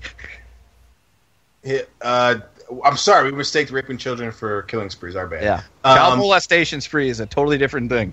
It's a different film. Falling Down? No, but that's a good one. Oh, that has Michael That's Douglas. Michael Douglas. Shit, sorry. See, it's not a good movie. Give us a hint who's in it. Cuck Joker. Oh, Jared Leto's in it? Mm-hmm. Oh! American It's Psycho. American Psycho. Oh, yeah. Do you like Huey Oh, Lewis? yeah, he is in that movie. He's the ass guy. Yep. He gets an axe to the face. Paul? Hey, Paul! What? Ah! Now try and get at a table with Dorsey, you stupid fucking bastard. All right, last one of the night. Batman refuses to take his medication and takes down the government. Oh, the machinist? Mm-mm. Ooh. Okay, so... The other guys. It's the right Batman. Is Michael Keaton... It's the right Batman. Oh, Birdman? Oh, so it's Michael Keaton. No, when you said the machinist, It's Christian yeah, Bale. you said the machinist. I said no, but that's the right Batman. Oh. Is it Terminator Salvation? No. Big Short? Mm-mm. American Hustle? Warrior. Mm-mm. The Fighter. Nope. The Fighter. Nope. The Warrior. Nope. 13 Warriors. Weekend at Bernie's 2. That is not Weekend at Bernie's 2. The 13th Warrior with Antonio Banderas. Antonio Banderas? No, but I can tell you that there's a huge, that Sean Bean's in it. Oh, the one where they're doing the opera movements. What's it called? Where it's like the Matrix-like movie, Jeff, where you can't show emotion. Oh, not Elysium. Oh, fuck. You're talking about he's got a real... Equilibrium? Yes, Equilibrium. Is that it? Yes, it is. Okay. There we I go. love that movie. It's not a good movie, but I like it. Never seen that movie. It's a fun watch, but I would never say, "Oh, it's such a great movie. You have to. It's one of the best movies ever." I'd be like, "I enjoy it, but it's not a good movie." Sean Bean does Well, that was our return to form with explain a film plot bladly. I love that word now, bladly. So, let's pull up some of our Patreon questions and some of our fan mail and stuff like that. Huzzah. It's time for that. Kazaa. I remember Kazaa.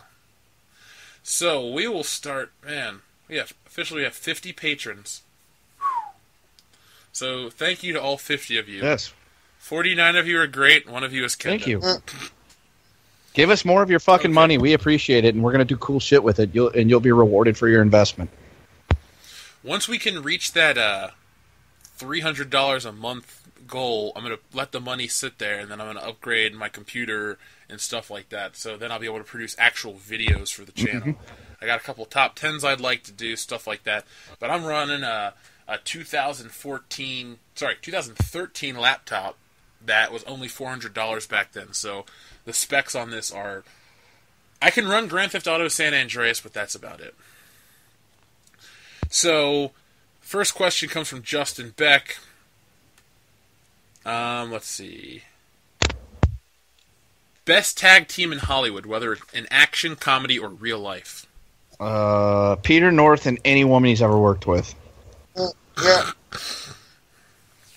I'm going to give an honest answer of Chris Tucker and Jackie Chan from the first Rush Ooh, Hour. that's a good that one. Was pretty damn good. That's a good choice. I think I'm gonna have to go with Carl Winslow. And Steve Urkel. You want me to give you my answer now? God damn it, now. Yes. Hurry up, quicker.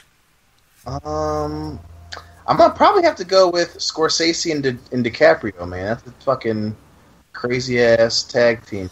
Over Scorsese and De Niro? Bobby D. It's a close one. I mean, but You are pissing on a legacy Very much that so. I'm okay with. Bro. I'm a bullshit guy. I will listen.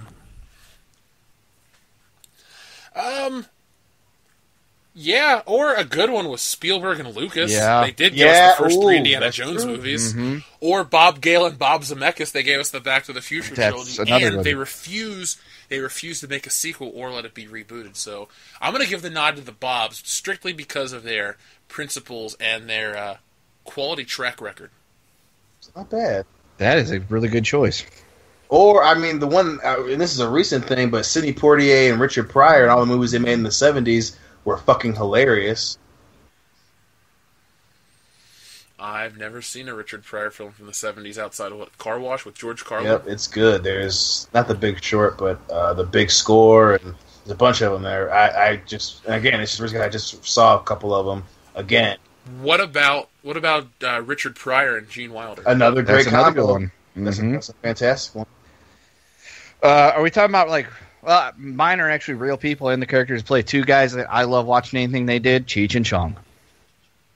Ooh, goddamn, they were And awesome. I'm not even a stoner. I might have to go with Gibson and Glover. I mean, fucking Lethal Weapon movies are just phenomenal. Yeah, that's another really great choice. Riggs and Murtaugh. Get too old for this shit. No love for Taggart and Rosewood? Fuck you too. Well, of course I have love for those guys, but the third one, there's no Taggart and Rosewood. That's one of the reasons why the movie was shitty. One of the many reasons. Ooh, real quick, as I'm preparing for the Patreon, Tina Bennett donated $1. So Tina Bennett, if you, Thank you. have made it this far into the episode and you didn't subscribe because I thought about your name or forgot about you, sorry, I read it now. You are a kind, gentle soul, and we appreciate your support. Thank you. Back left. Oh God, that dude is like a motorcycle enthusiast nowadays. Oh, really? Yeah, Matt Grover. Yeah. One day, listeners, if you'd like, I will tell you the tale of Matt Grover. But until then, it's time for Patreon questions. So this one comes from Kaylin Webb. If you woke up tomorrow morning only able to speak Huttese, Vulcan, Parsletung, or Elvish, which would you rather it be? I thought that said Portuguese at first. I was going to pick Portuguese because I'm like, I can translate it to Spanish. We're good. Yeah, that's a real language. What are my Probably choices? Vulcan, because that's one of my favorite franchises, and I feel like that'd be... I'm not speaking Elven. I don't like sucking knobs, so... Also, it looks like Elvis. Speaking Elvis, Dion, your favorite musician. Jesus. I know you hate Elvis for so many reasons. That reminds me of something I'm going to tell you guys off air that we should totally watch sometime, whether or not actually, we might want to...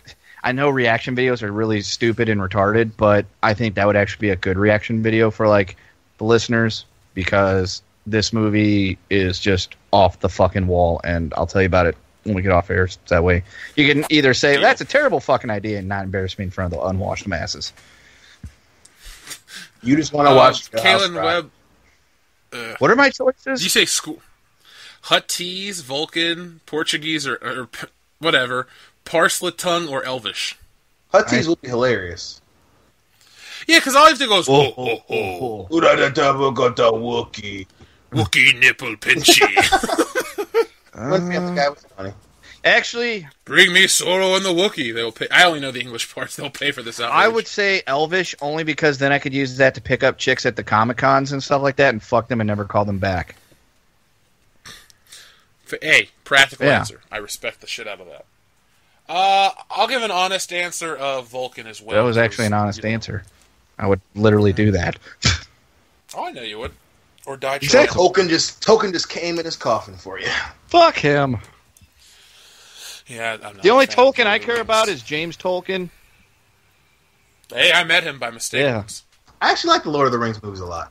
He was in two of and a third of my favorite movies of all time. Do you like Top Gun that much? I do love Top Gun. I've loved Top Gun since I was 3. It's a great movie. That is one of the only 80s flicks that I don't enjoy. That are like the big ones. I don't even like Footloose, but I can maybe sit through Flashdance. Well, that one's understandable. Footloose is actually a really shitty movie. You say shitty movie? Yeah, I didn't like Footloose. Do you want to watch the 2011 remake? Nope. I'd much rather fucking shoot myself in the knee. And get milkshakes and wear skinny jeans? Calm down over there. If you ask me to watch Fame, I'm jumping off my balcony. You're not going to live forever? Can we get back to talking about Top You're Gun? fired from your own show. Fuck you. Yeah, that's the show. Good night. Ever again. Yeah, we can talk about Top Gun. The sequel comes out I'm soon. not looking forward to that, Sluggish. though. I like the theme song, and I like the song Ding. Yeah, but I don't want to see Chubby Val Kilmer. If he doesn't get back in shape, I don't want to watch it. I used to think he was fat because he was lazy, and then I learned he was sick. Slider. So Plus, I fucking learned- divorcing his wife fucked him up, dude. After we did the great pop culture debate, and I decided I wanted to watch Terminator and T2 again because I haven't seen him in so long. I discovered that Slider is in the first Terminator movie. is he one of the punks in the beginning? No, he's the boyfriend of the chick that Slamilton Hamilton's living with. Rick Rossovich or something. Rick Ross. Rick Rossovich or something like that. What about Tim Robbins? Who does Tim Robbins He's play in Merlin, Top Gun? dude. Yeah. That's Oh. Merlin. He rides with Cougar when Cougar loses his edge and turns in his wings. And then he shows up. Maverick's partner at the end of the movie. Yeah, after Maverick loses Goose and then goes through other Rios and can't handle the loss, then he gets paired up with Merlin. But we gotta get back there, man. We gotta get back in there. You had him, man. Maybe one You day had I'll learn him. to like that movie. Dude, I feel like we watched it, especially if we watched it drunk, you would not hate that movie. It's so good. Drunk commentary, gonna happen. Mhm. Folks, if you would like us to do a drunk commentary for the channel, please comment in the comment section with I feel the need for speed. Ow! Yeah, the amount of O's you use or whatever. Or if you type in Jeff, you've lost that love and feeling. Yeah. Look at we can do. You don't even have to have the fans to convince me. I'll watch it. We drunk. are trying to get fan interaction here. Dude, we're trying to build the brand, Fine. dude. Mm-hmm. Well, I'm about to get to some fan interaction. This is a serious question from Anakin About Skywalker to buy himself. Top Gun on Blu-ray. Don't just buy it on Amazon. Oh shit! Top Gun, the original motion picture soundtrack on vinyl. Damn. All right, so let's get. This is our final That Patreon is question of going the on week. my This comes wish from list. Anakin Skywalker. Legacy fans versus original trilogy Dick Rider versus new trilogy fans. I was wondering if you guys could talk about the differences between Legacy lovers, original trilogy Dick Riders, and the new trilogy fags. For context, Legacy lovers are fans who love all 6 films equally, including the EU, Ugh. the Clone Wars, and Rebels. Original trilogy Dick Riders are people who only love the original trilogy, and I think the name New Trilogy Fags speaks for itself. Thanks. So would we be considered or original trilogy Dick Riders then? Yeah, because, I said it earlier in the show. Just because it has the name Star Wars on it doesn't mean I'm going to love it. I judge everything according to the product I'm watching. I like the Clone Wars, the show. I thought the both ones, the CGI and the animated one, those were excellent shows. Those were what the prequel should have been. Going back, I appreciate the prequels more. Do I think they're great movies? No. Revenge of the Sith is the best of those 3. And it's only okay. It's better than okay. It's good. Yeah, it's good. a solid 7. It's a solid 7.5 for sure. It's better than most movies we've seen in the last 15 Okay, years. that's true. All right, so retroactively, Right. then yeah, I would say it's probably good. Plus, that last lightsaber battle is That top makes 3. the movie. Dude, the whole movie's solid from the fucking opening. Dude. Like when they're on the battle cruiser trying to save Yes, Palpatine, those are and like, yes. and Dooku's like, no, he looks him in the eye, and he's like, do it, and boom, cuts his head off. Like that whole movie doesn't slow down for stupidity like Episode 2 and 1 do. Yes. I think it's okay to like the original trilogy. Here's the thing. The original trilogy, to me at least, is like an event, a cultural moment in history. Like, if you go down for years of importance in terms of entertainment, 1977's got to be up there just because of the impact of Star Wars. Empire is a huge deal, and Return of the Jedi is a good movie. It's not the best movie ever made, but it's far from the worst movie ever made. It maintains the same quality in terms of production and special effects and acting that the other two films do. It overindulged in its cutesiness when we got to Endor, and it all kind of wrapped up too quickly. But at the same time, I do like that the story ended. I can understand liking the original trilogy only. To love the prequels just because they're Star Wars movies, I think's a little short-sighted. If you like them because you find them enjoyable, that's fine. But from a technical standpoint, they're fine. But from a storyline element standpoint, I think they're lacking. What do you guys think? My whole thing is to like all of them just because they're Star Wars. You're part of the problem. So the reason why it's acceptable in Disney's eyes to discount the EU, to continue the bad parts of the prequels and make The Force Awakens and bring back J.J. Abrams, because they know that there are fans out there that will just love it because it's Star Wars. The people, the original trilogy dick riders, those are the best of the series by far, by and large. If you're like me who love the originals and thoroughly enjoy Revenge of the Sith, I think that's okay, mainly because, one, you're salvaging what's left of a franchise that got caught up in its own hubris. And then what was the third one? The New trilogy fags is what I almost said Lando Calrissian, Anakin Skywalker coined. That's a little harsh, but I think, again, new trilogy dudes, they're just as bad. They're just as bad as the legacy assholes. You're part of the problem too. You being neutral and I'll just watch the movies and enjoy them.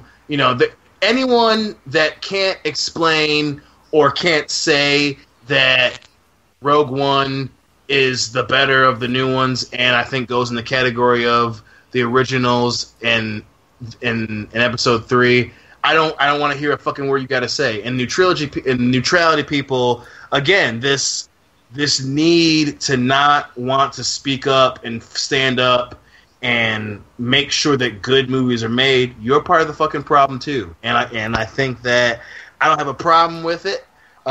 If you like it, I'm not going to fault you if you like it, but don't come up with the whole, it's just an opinion, man. It's entertainment, man. Opinions can be wrong, and if you have that opinion, you're fucking wrong. Period. I don't think there's a difference between legacy lovers and new trilogy fags, to be honest. They fall in the same category. It's all, if you have to love it all because it falls under the Star Wars banner, then it's all the same. Right. For me personally, I just really love the first movie and I like the other two. Yeah, I think Empire's a great movie, but I don't feel the same way about it as I do the first one. Like, if you look at the Star Wars merchandise I buy, or the soundtrack that I listen to, or the books that I'll read, it's about the first movie. It's really, like, I could live in a world where that's the only one that existed. Ugh. So I'm even in a weirder subcategory where it's just the first one is the one I love. Empire's equally good in terms of filmmaking and acting and all that, and I acknowledge it, but I just don't have the connection to it, and Return of the Jedi's fine. And here's the thing, too, like, I know people always say you like what you grew up with. Well, Dion and I mean, kind of slightly older, but we grew up in grade school with the prequels. Like, we were that target age of 10 years old. You were 9, right, Dion? Yes, sir, I was 10. Yep. Like, we were targeted. Like, that was the movie for us, apparently. Because, people love to make the excuse, well, Star Wars is for kids. Star Wars is always meant to be a kid. Not really. When people's heads are getting cut off and arms are getting cut off and there's blood and implied incest and stuff like that. Like, it's a fantasy franchise that's not violent. We'll put it like that. It's kind of for everybody.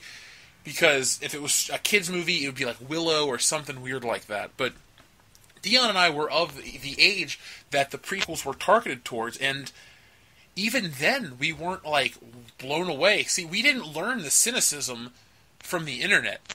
I distinctly remember seeing that movie with my grandma. She took me to see it the same day that Austin Powers, The Spy Who Shagged Me came out, because we went there early, And we waited in line at the theater, and there was like a line of people, and everyone was there to see Austin Powers, and we were there to see Star Wars. And the line for Star Wars, like, the theater filled up pretty quickly, too. So we got to see Star Wars, and I left the movie, and I just was like, Like, so that I stopped watching the old Star Wars on tape. I didn't buy any Star Wars merchandise for years to come afterwards. Like, I missed out on a great toy line called The Power of the Jedi.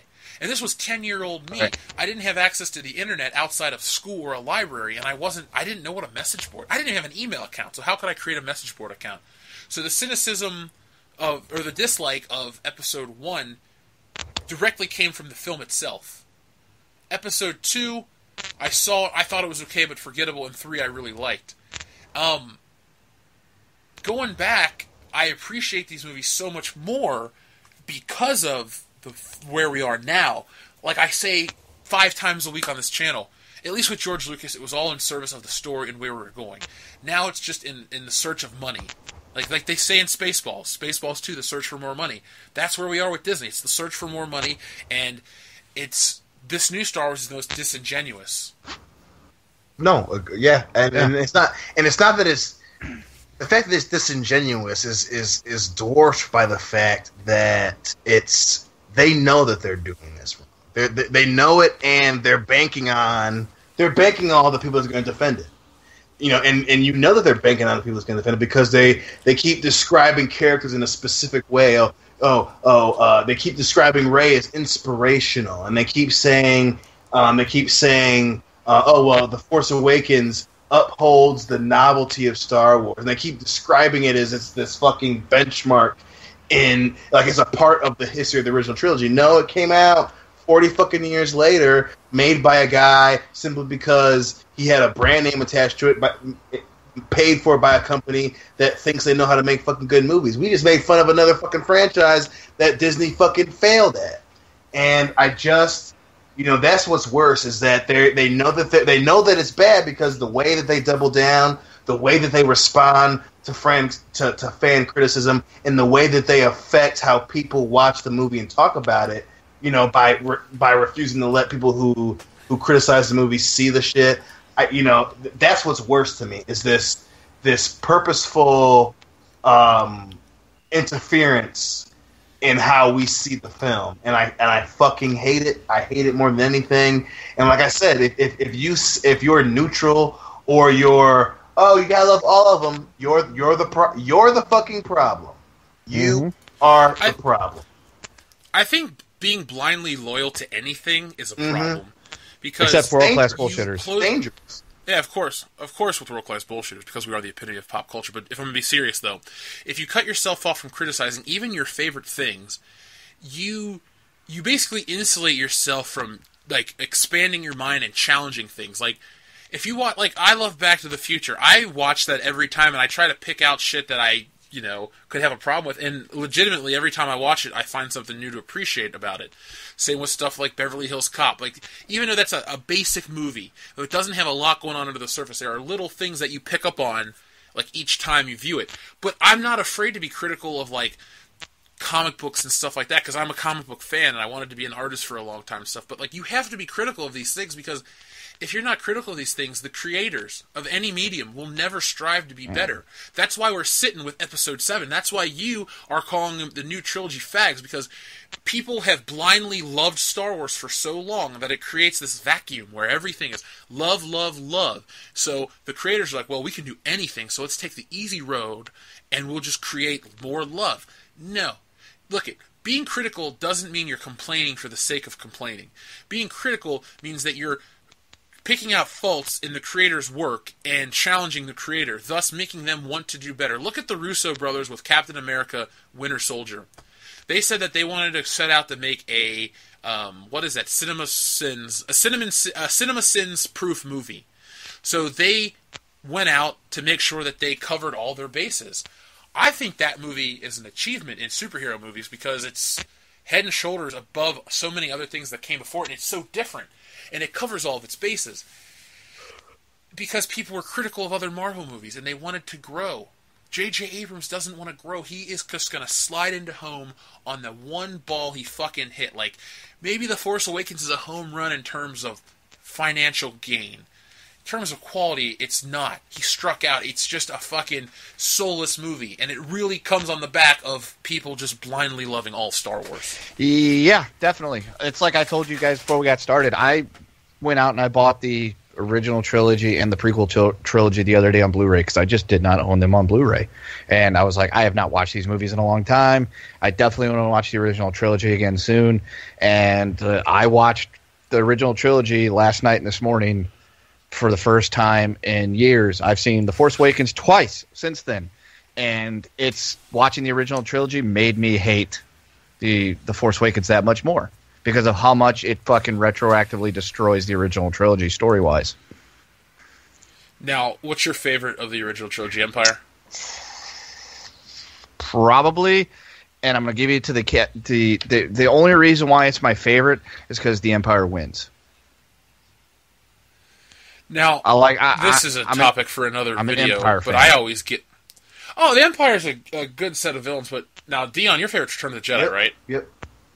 See, the thing I always get on people about Empire is they go, well, the end revelation. The end revelation's cool, but like I said before, I feel like structurally the movie, content-wise, it's just as good as the first. Structurally, I think it's a step below, and that's why I always like the first one more. The first one's tighter. There's no fat on it. Empire, they have time to expand upon things, which is nice, but at the same time, they veer off at points where I think they should just focus towards getting to the finish line. But that, like I said, that's a topic for another video. Maybe we'll do a round table. Yeah, that's especially since the three of us each one of the original trilogy is our favorite. Yeah, what we can do, the three of us will do a round table. We'll put it on Patreon, and then we'll eventually put it on YouTube. Maybe. Does that sound like an idea for you that you guys would like to do? Oh yeah, definitely. All right, cool. Then we'll make that happen. And Empire for it being the best one and my favorite of the original trilogy. All right. Now let's get into some fan interaction stuff. So these are the comments from World Class Bullshitters episode 89. I can't believe tonight's episode 90. Oh, yeah. Dude. I went back and listened to episode 1 of our show the other day. So bad. Really? I didn't think it was that bad. I was... Put it like this. I thought we started out pretty strong, and then by episode 15, we never missed a week. We've never missed a week, actually. But we weren't hitting it. I think we had too many people on the show, and we were trying many things. We finally found a formula that worked about a year or so ago, and we've been kind of just riding the train positively. Because last week's episode's got 4,200 views nearly. Damn. And that's last week's episode has 5,400 views. Wait, episode 89? Never mind. I was looking at the subscriber numbers. Sorry. I was to say, I was like, wow, that jumped up 1,000 since I've clicked on this video. No, sorry. Awesome. I had a moment of retardation. It's okay. It happens to all of us. Listen to me tonight. Sound like I had a stroke on air or something. Anyway, the pinned comment of the week came from Joel Hastings. I don't like episode 7. It's coarse and rough and a ripoff of 4, and its retarded fans are everywhere. So, Joel, good job on that comment. Very good point. You definitely earned your pinned comment of the week. I'm going to start pointing out the people that get their comments pinned, because I don't pick it because you comment first. I read the first couple hours of comments, and if one of them makes me laugh, you get pinned. There's a couple times where people pin or post some really good shit, and I have to decide who gets pinned this week, Pin. And I try to keep it to where once you're pinned, I'm not going to change it up. So, good job, people. Good job, Joel. John Kirk, the Collider guys love episode 7 and praise it and Jar Jar Abrams to death. I told them to invite the world-class bullshitters for a debate. I think they would be in for a fight, and it would be it would show how dumb they are for loving that movie. John Kirk, thank you. I would love to go and challenge them, anybody on Screen Junkies, the Schmoes Knows. Because here's the thing. I don't think they'd do it. I may not. They won't. They'll listen to 5 minutes of our show and be like, oh, there's no fucking way we're having these guys on. Yeah. Here's the thing. We may not have the platform they have yet, but we definitely have more than knowledge, because the difference between our show and theirs is that they target the lowest common denominator. They're always like, hey, let's do fucking roasts of superheroes. Let's keep movie fights fun and light. No, let's avoid the critical thinking element of movie fights. That's why I stopped watching their shows, and that's why I unsubscribed from their channel, because Andy Signore is the fucking worst judge, because he's not fair. if he gives this, like, what's his name, Spencer or something, he'll give him like 30 seconds to answer a question. Or no, 10 seconds. He gets 10 seconds. But then he gives some girl 35 seconds because he doesn't want to end this way. No, dude. You're not the judge of how entertaining your show is. You're the judge of who gives the best points. And even yourself, you've contradicted yourself in many episodes. So I don't think they'd like me on that show, as opposed to Collider, because I would call him out hardcore. Like, I would go to play for keeps. Like, I'd be going at the neck. Dion and I, we would team up. We could take down any fucking person on any internet show. We may not have the platform yet, but when we do, people will know who we are because we have the knowledge. We have the interest. We have the love for these franchises. Like, if we had to go on a fucking Jeopardy-style debate tour of Star Wars, I think we'd win, dude. No, I know that we would. You and I, how many times have you and I sat, watched Star Wars, Return of the Jedi, and especially, Empire Strikes Back, Return of the Jedi, and especially Star Wars, and fucking said every line in the fucking film. Like, I have no doubt in my mind that we'd fucking kill any other show in terms of, even if you just focus on Star Wars, we'd fucking kill them. I have no doubt about that whatsoever. Let's see. Harborness Rage. The sequel trilogy problem is fundamental. It's the time span and the pacing that are extremely important for storytelling. The prequel trilogy covered decades. It served the story great since it was political and it showed the transformation of the fucking Galactic Republic into the Empire. The sequel trilogy covered at least... Oh, sorry. I guess this is the ST. Is this supposed to be the saga? Or the original trilogy? I don't know. It covered at least a few years. It served the story well because it shows how the characters grow in development. The new movies are going to cover, a month or two? The Force Awakens covered roughly a week or so. The Last Jedi starts where The Force Awakens ends. I doubt Episode 9 would start a few years later because it will cause a gap. Are they going to fit a great galactic war and character growth into that ultimately short period? It's bullshit writing that will damage both story and characters. There are many other flaws that you mentioned above in the beginning. That's a great comment. That is a great comment. Shit, I think The Force Awakens even less. It's a couple of days. Yeah, I wouldn't even give it a solid No, week. my love and all that excitement for seeing the new Star Wars movie was faded after about 15 minutes, and then it was all hatred. Okay, I don't know if I've ever told this story on air. It's not like some secret I've been keeping. I just kind of remembered it. I'll never forget this, though. The day I go see The Force Awakens, I'm waiting in line, and there's a guy dressed as Grand Admiral Thrawn, but he doesn't have the blue paint on, but he's got the outfit down. I was like, are you dressed as Thrawn minus the paint? He goes, yeah, I love Star Wars, blah, blah, blah, and he's so excited. And this guy, you can tell he's one of those people that is kind of socially awkward, but like Star Wars is his life. This is what he is invested. He's like a nerdier Joel, which that's possible. Wow. Yeah. So anyway, this guy, I'll never forget, he was in line, fully dressed, ready to go see the movie. He goes up to see the movie. He comes down, and I'll never forget the look on his face. He looks disappointed. He goes, it wasn't as good as I remember. Or as good as I thought it would be. And I'm like, yeah, because Han Solo died. He goes, yeah, that didn't bother me. There were other problems I had with the movie. I'm like, hey, I knew this was coming, man. Like, and he's like, I don't want to spoil it for you. And he left real quick, but he's like, I didn't like it.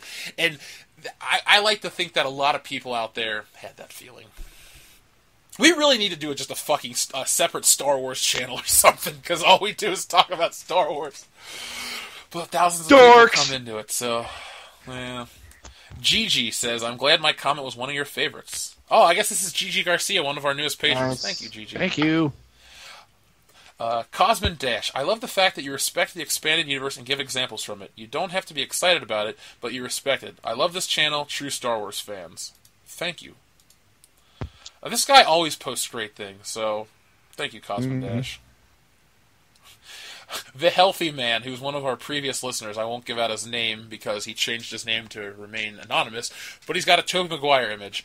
How strong is Kendo? Can he deadlift 144 pounds? Ooh! Ah! Oof! That was written. I had to read it. I can deadlift more than 144 pounds. Thank you. Oh, back to Cosmin Dash. Star Wars Episode 10, the gay porn. There will be a lot of sword fighting. Kendo, that was fucking hilarious. You're welcome.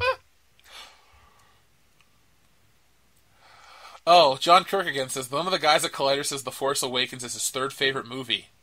Of all time? No, I think probably a Star Wars. No, see, because I can see where he's coming from that, because a lot of people I know that would fall under the legacy whatever categories, I see them on Facebook like talking about this shit, and they were ranking they're like talking about episode 8 coming out soon, and they were ranking their Star Wars movies, and 9 times out of 10 you would see 4 or 5 interchangeable 1 and 2, and then 7, then 6, then 3, and it's like I was like, huh. So I commented on there, and I put 7 last, and I got blown the fuck up by these fucking dorky-ass troglodytes that I call Facebook friends. And, well, they're friends in real life, too, I guess. And they go to bat for that every time, and they always will say that number 7 is the 3rd best Star Wars movie in the franchise. I'm like, no, it fucking isn't. No, it's the worst. I'll take Jar Jar Binks on repeat before I'll watch it. See, I can't go that far. You know, one is so bad for me, but it barely beats The Force Awakens. I mean, at least with 1, the story wasn't so all over the place. Yeah, but the thing is, The Force Awakens, at least with Episode 1, you had memorable things that came out that became staples of the Star Wars franchise. Original things. Nothing from Episode 7 is a staple because it's already a staple. It came from the 4th movie. The music's essentially the same. What memorable music came from Episode 7? Besides that little Ray piano Christmas music that Dustin came the about. The end credits, because I knew the suffering was over. Yeah. No, but like, at least with Episode 1, the fucking Duel of Fates was everywhere that summer. Yep. It was in commercials. And that scene, take your opinions about that movie as you will, like, that fucking lightsaber duel is fucking cool. Like, when the door opens up and he's like, we'll handle this, and they fucking pull out their lightsabers and they go, like, that was new. You had never seen a lightsaber duel like that in a Star Wars film. You're coming off of Luke versus Vader, where the emotional drama is the real battle. Right. And the lightsabers just underscore that. This was the first time where you ever saw the flashy Jedis in action, and it was cool. Like, you could shit on the movie all you want. I don't really like it that much. But that part was so fucking cool. And it's better than 2. What fucking part of 7 was so cool and different? Like, where was that? Like, where was that game changer? There's no game changer in that movie. We're going to end with a trench run. We're going to blow up a Death Star. We're going to have an odd lightsaber duel. By the way, we're going to turn on the lightsaber with the wrong fucking button. Like, that's the kind of shit that pisses me off. A chick with butthole eyes. Like, yeah, Yoda. Orange Yoda. If Yoda fucked an orange, that's Maz Kanata. Okay, John Doe had a long comment, but I'm basically going to say, I'm just going to read the final sentence. It says, all these new Star Wars fans like you see on Collider are pudgy, pasty cucks with Mother Savior fantasies. Fair assessment. You guys can check out his comment. It's quite long, but it's very good, so shout out to John Doe. Let's see.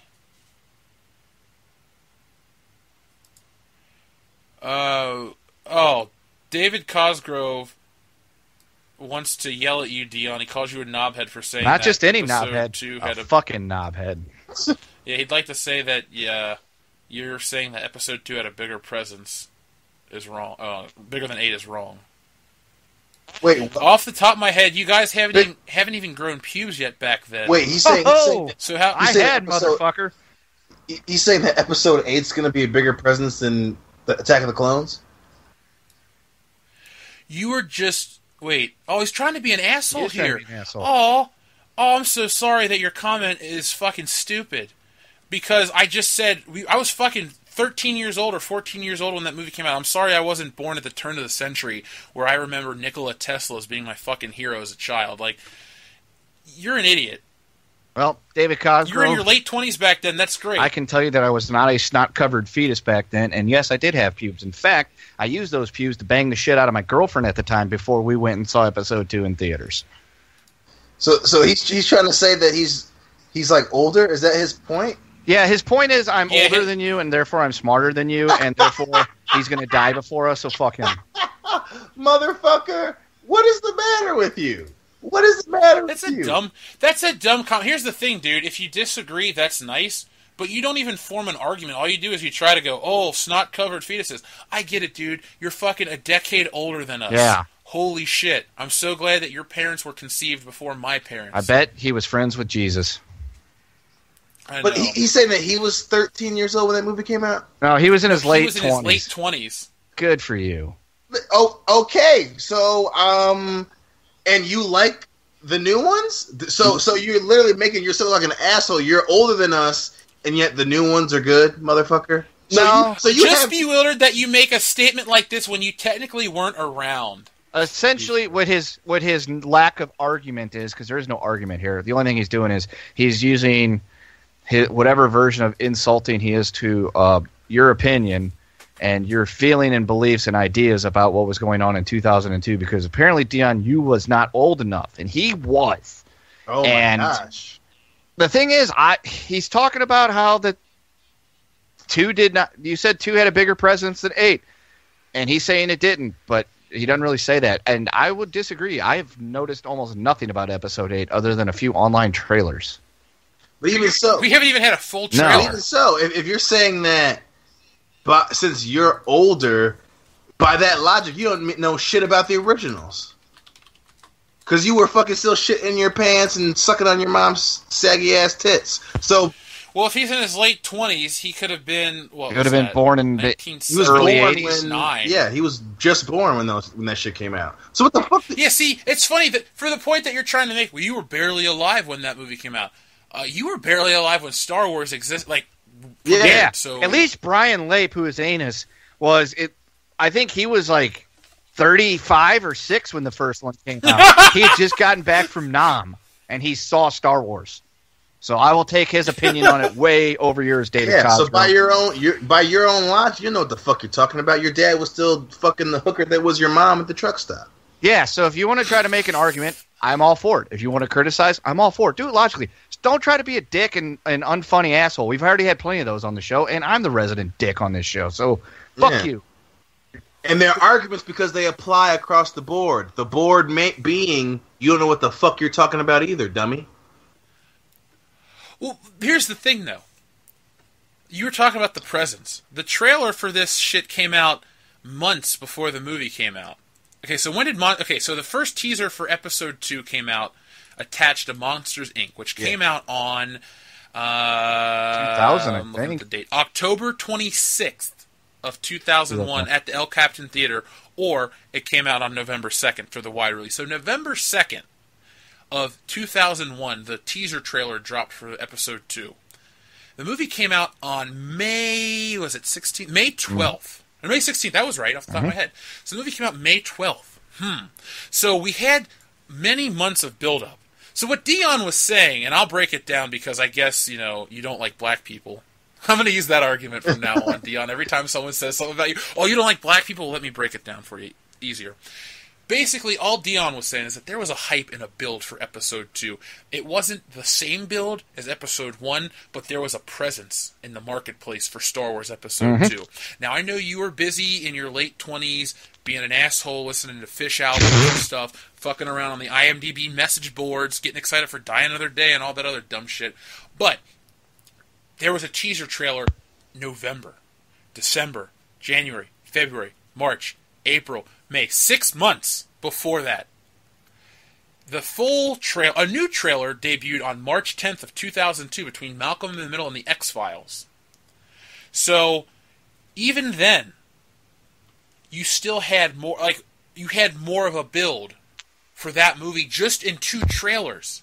We also had press releases and stuff about Jango Fett and all kinds of events that built up to the movie. They carried the Star Wars story through games and novels. There hasn't been a Star Wars game that carried the story of Episode 7, because everything's so secretive. So, by your lack of information with Episode 8, everyone is kind of had a lack of discussion topics, so people don't talk about it. It's like, I hate to say it, I had to see a Harry Potter movie the other day. They don't say what's-his-face's name, Voldemort, so people kind of forget about him because they don't mention him. Like Freddy Krueger. They don't talk about him, so the children of Elm Street have forgotten him and he grew weak. When you're not talking about Star Wars because there's no hype anymore, people, the hype's gone. There's nothing to talk about and get built up for. I remember as a kid, the name's Attack of the Clones. Huh? What's that? That's kind of weird. You knew the movie was coming down the pipe. You do know that Episode 8's coming down the pipe, but everyone's talking about Episode 9 in the Han Solo movie. People have forgotten about this movie before it's even out. Will it make a bunch of money? Fuck yes, but I keep saying it'll make 25% less, or 20%, whatever the number I picked. It'll be less than Episode 7. But even then, the other point that I was making as far as presence, episode, however you felt about The Phantom Menace, the movie itself, it was, like we've said before, a fucking event. There was no major Star Wars film that came out between Episode 1 and Episode 2. With Episode 7, they fucking released an anthology film. Take away the anthology film, there is no talk about 8 or The Force Awakens. And like Jeff said, even the press releases, fucking TBS and Fox on network television played the original trilogy with behind-the-scenes shit about Episode 2. That has not happened for Episode 8, even though it's fucking September and it's supposed to come out Christmas. That did not happen. Episode 2, there was, like Jeff already said, but even with when they would show the original trilogy on TV, behind-the-scenes bullshit. They have done nothing for Episode 8. Nothing, and we're 3 months out. Nothing. Yeah, no clips, no nothing. We get merchandise that's underwhelming. And you had the bullshit that's about backing it up where people are, well, it's good for girls, and it's a new. They're selling you the movie as opposed to the cultural resonance that it's having. I don't even think they're selling you a movie anymore, dude. They're selling you a fucking box with the words Star Wars on it. Whatever's in it is of varying quality, and you're supposed to lap it up because that's what makes you a good fan. That's the fucking problem. We'll jump back to that question from Anakin Skywalker. That's what happens when you're one of these saga enthusiasts, or whatever the phrase he used was. Like, the guys are just giving us more bullshit. And then this guy Bleach says, like, we're supposed to... Okay, he goes, I agree with a lot of the points you make overall. If you don't like it, do something else, accept it, that it's dead to you, and move on. No. No. Fuck you. I don't have to. I can criticize whatever I want, man. Freedom.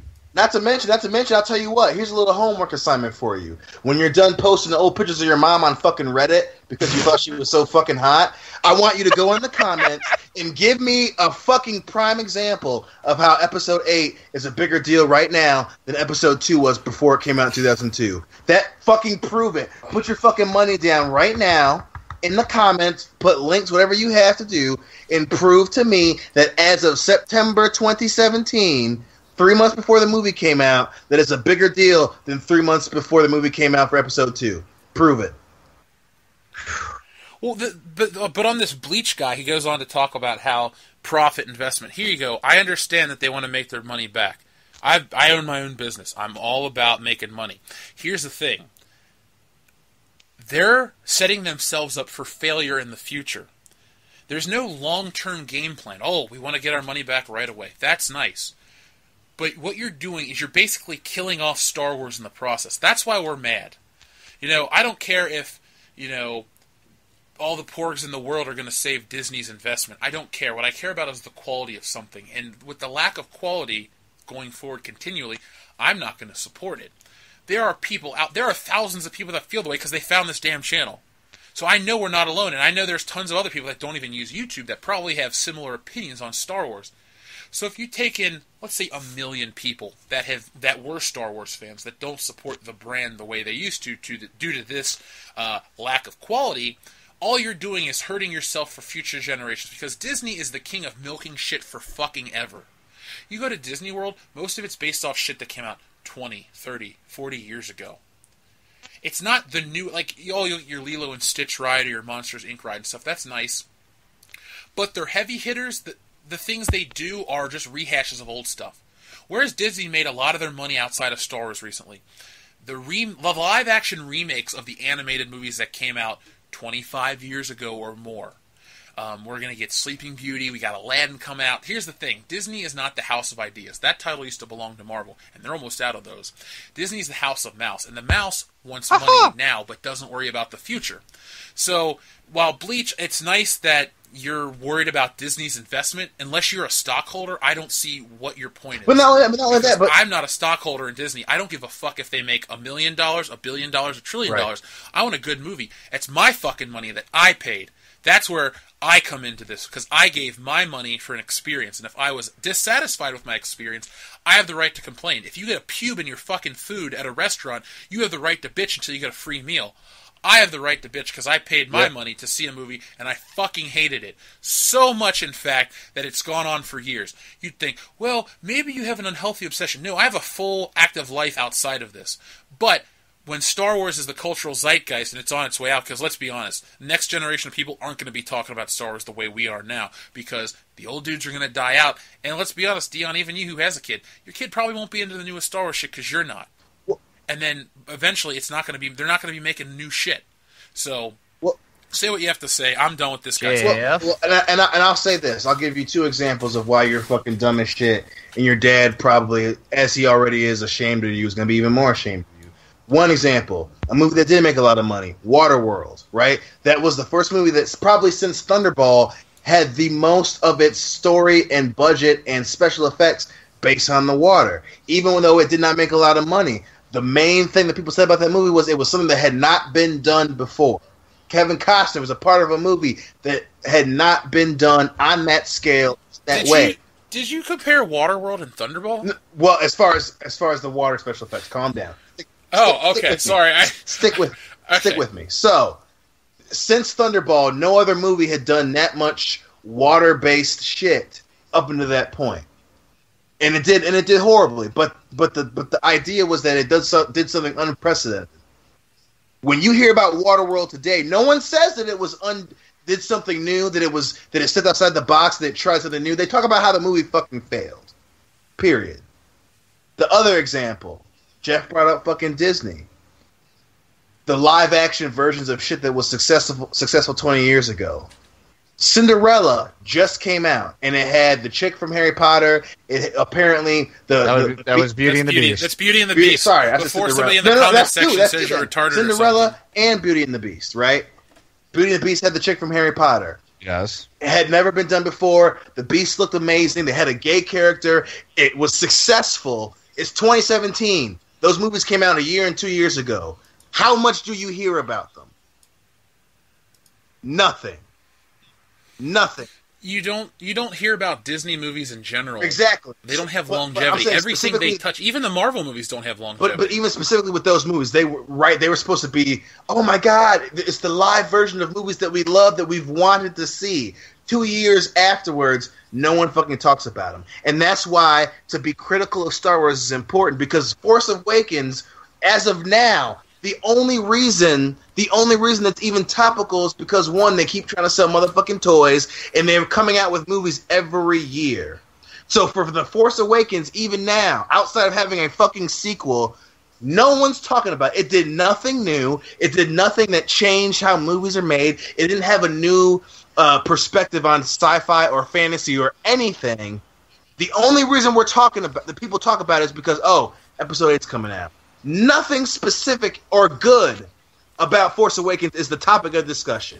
That's why we complain about it, because if we don't complain about it, Disney's going to keep fucking doing it. And The Force Awakens is going to go the exact same way that Cinderella, that Beauty and the Beast, that Waterworld happened.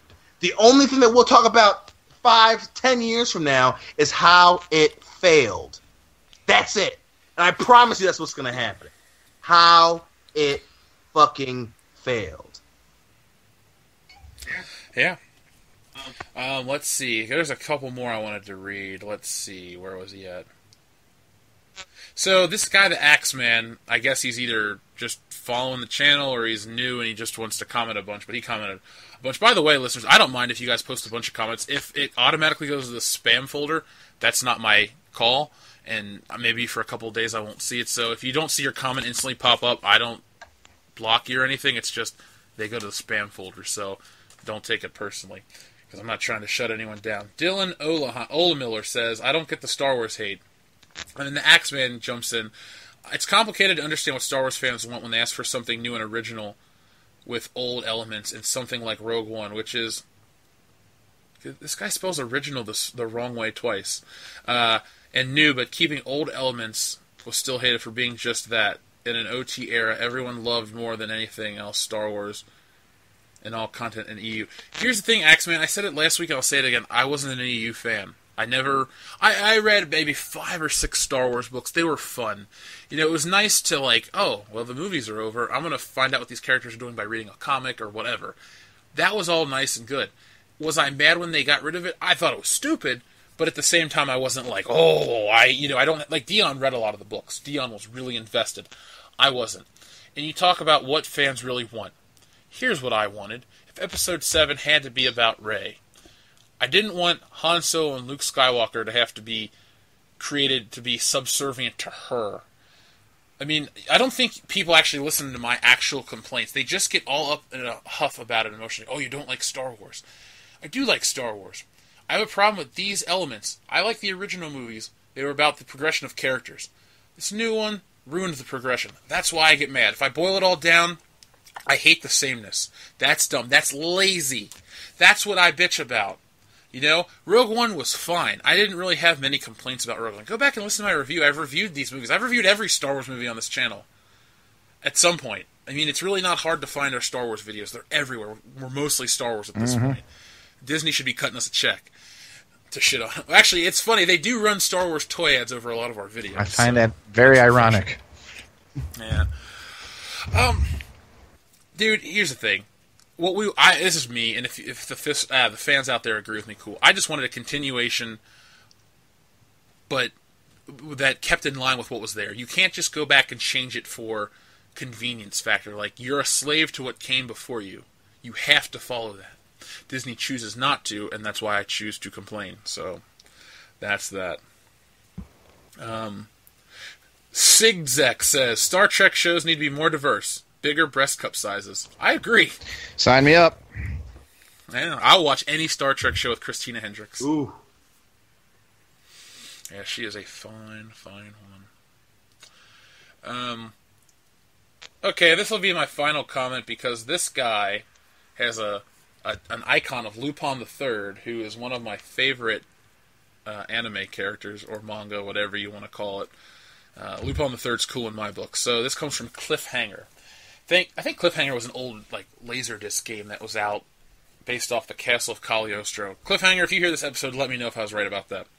Anyway, he says, thank you guys so much for being the voice of sanity and reason when it comes to Star Wars. I just watched Midnight Edge's Midnight's Edge podcast when they just kept praising JJ and saying that the people who are hating on him are just doing it to jump on a bandwagon. Oh, fuck. You guys, Midnight's Edge are on the bandwagon. I like their channel, but we're to Star Wars what they are to Sony in general. Like, constantly, every video is about Amy. Like, if they could make an episode without talking about Amy Pascal, here's the thing. Oh, when they said that Amazing Spider-Man was better than the original, that's when I fucking stopped listening to them.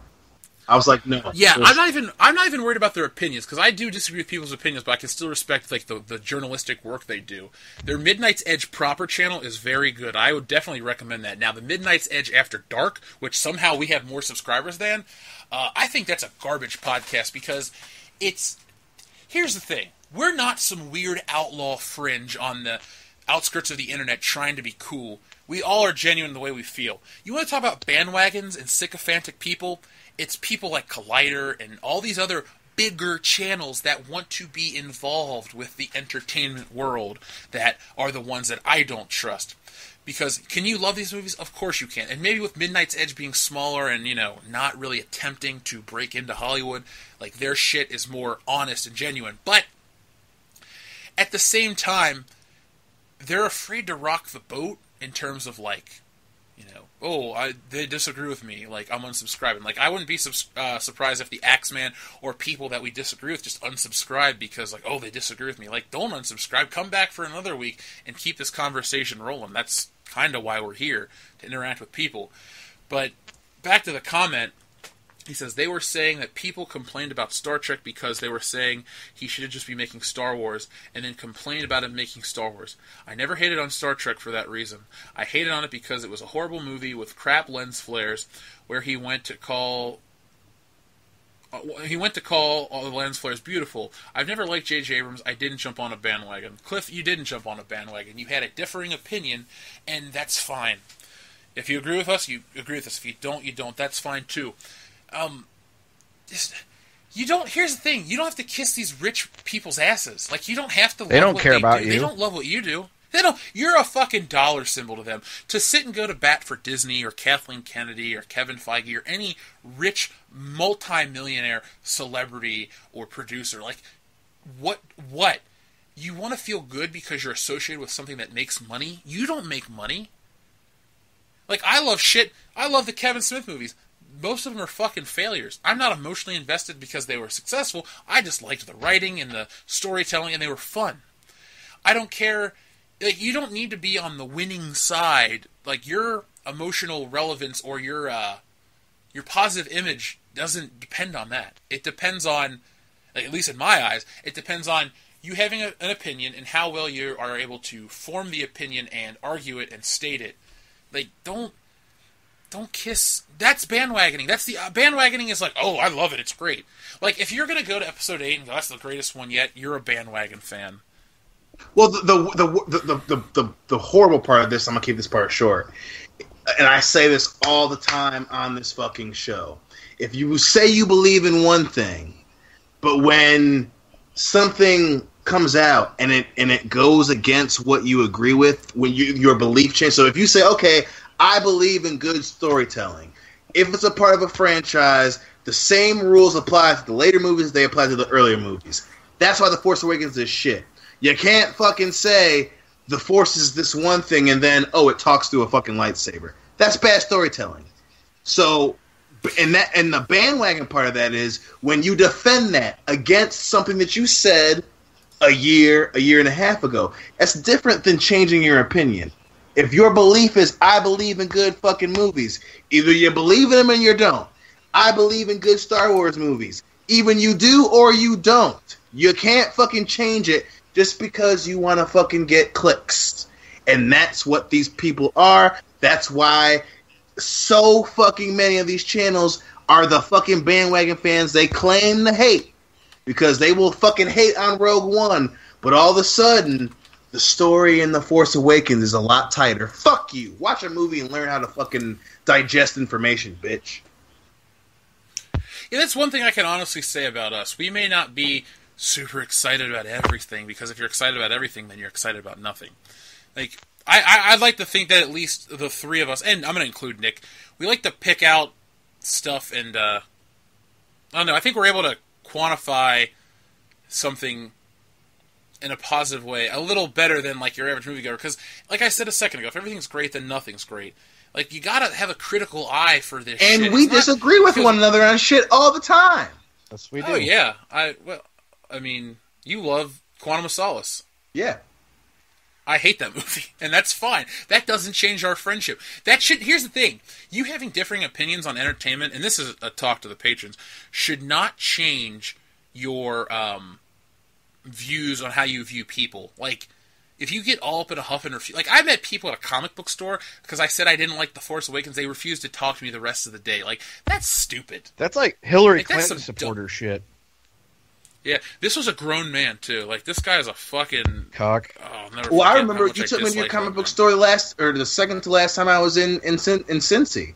And fucking, we were talking about the new Spider-Man movies. We're talking about the Andrew Garfield ones. And he was like, well, it was okay to change so-and-so. And I flat out said to him, I said, well, how would you feel if they made Tony Stark a black guy?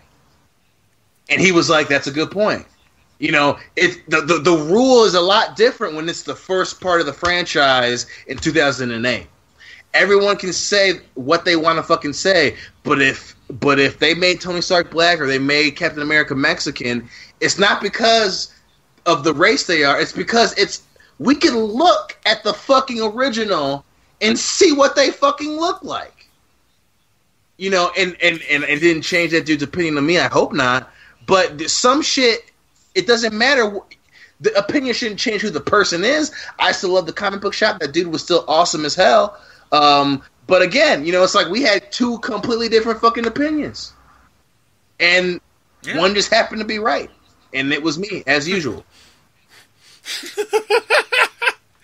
I don't know, man. It's frustrating. I don't know what to say more about Star. It is frustrating, and I'm just like, am I burnt out on Star Wars? No, not at all.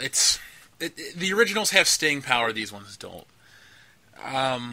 Like I said a minute ago, it really makes me appreciate the prequels and the older stuff even more so, thanks to this new Disney shit. And here's one thing about us, and I'm not. This isn't trying to show moral superiority or, but here's the difference between us and a lot of people.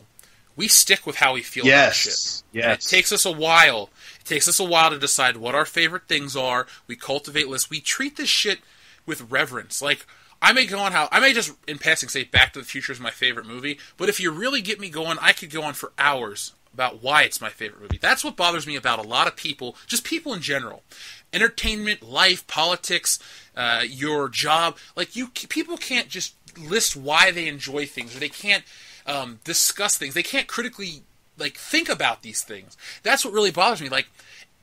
I may sound like a curmudgeonly old 28-year-old man, according to, this guy, even though I'm in grade school. What pisses me off is how people jump on bandwagons. Well, the newest is my favorite thing, and then the next newest is my favorite thing. And solely because it's new or it's more of something, you love it. There was a time where I had a dilemma, was Spider-Man 1 a better film than Spider-Man 2? At first, I was like, Spider-Man 2 is better. But then there was about a year where I thought to myself, well, 1 really had some great moments. But I watched them both, and I really thought about it, and I picked 2 as my favorite. Same thing with Star Wars. I don't pick the first one as my favorite just to be the cool kid. I've watched it. I've literally seen that movie about 400 times. I'm able to tell you why in great detail why it's my favorite. If everyone's favorite thing is the newest thing, you never really build a list of, entertainment. Because there's no quality control in your eyes. It's just whatever happens to be the newest thing. And that's scary. That's what a lot of the things on YouTube are and the internet. I don't feel like a lot of people, in entertainment in general, no one makes quality because so many people just lap up the new shit in a franchise. Now, are we guilty of seeing these movies? Yes, we are. We do have the caveat that a lot of times we see them for the podcast. We do see things for, the sake of this job, in quotations, even though no one's really getting paid yet. But we like to really put in the effort mentally, do the mental gymnastics or whatever they say, to determine what we consider the best. And I respect people more if they can present that argument or they can bring that to the table. I'm not going to say I won't talk to people like that because that's just dumb and ignorant. But I really think that we're cultivating a lot of people who can do that on the podcast, and that's exciting. I'm not saying we're going to revolutionize the world today. It may take till tomorrow. But we're at least headed in the right direction, I think, as a brand of entertainment that isn't about fucking reaction videos and Father Finger and all these other dumb videos on the internet. I feel like we're trying to just, call out people for making shit entertainment. And at the end of the day, all we want is better entertainment. Would I like more Star Wars movies after 9 that are, amazing? Yeah. If you could make another trilogy of Star Wars films that fucking blow my mind, I will be the first to admit it's a good movie. I was ready to think Rogue One was going to be a piece of shit based on Episode 7 and the lackluster trailers for Rogue One.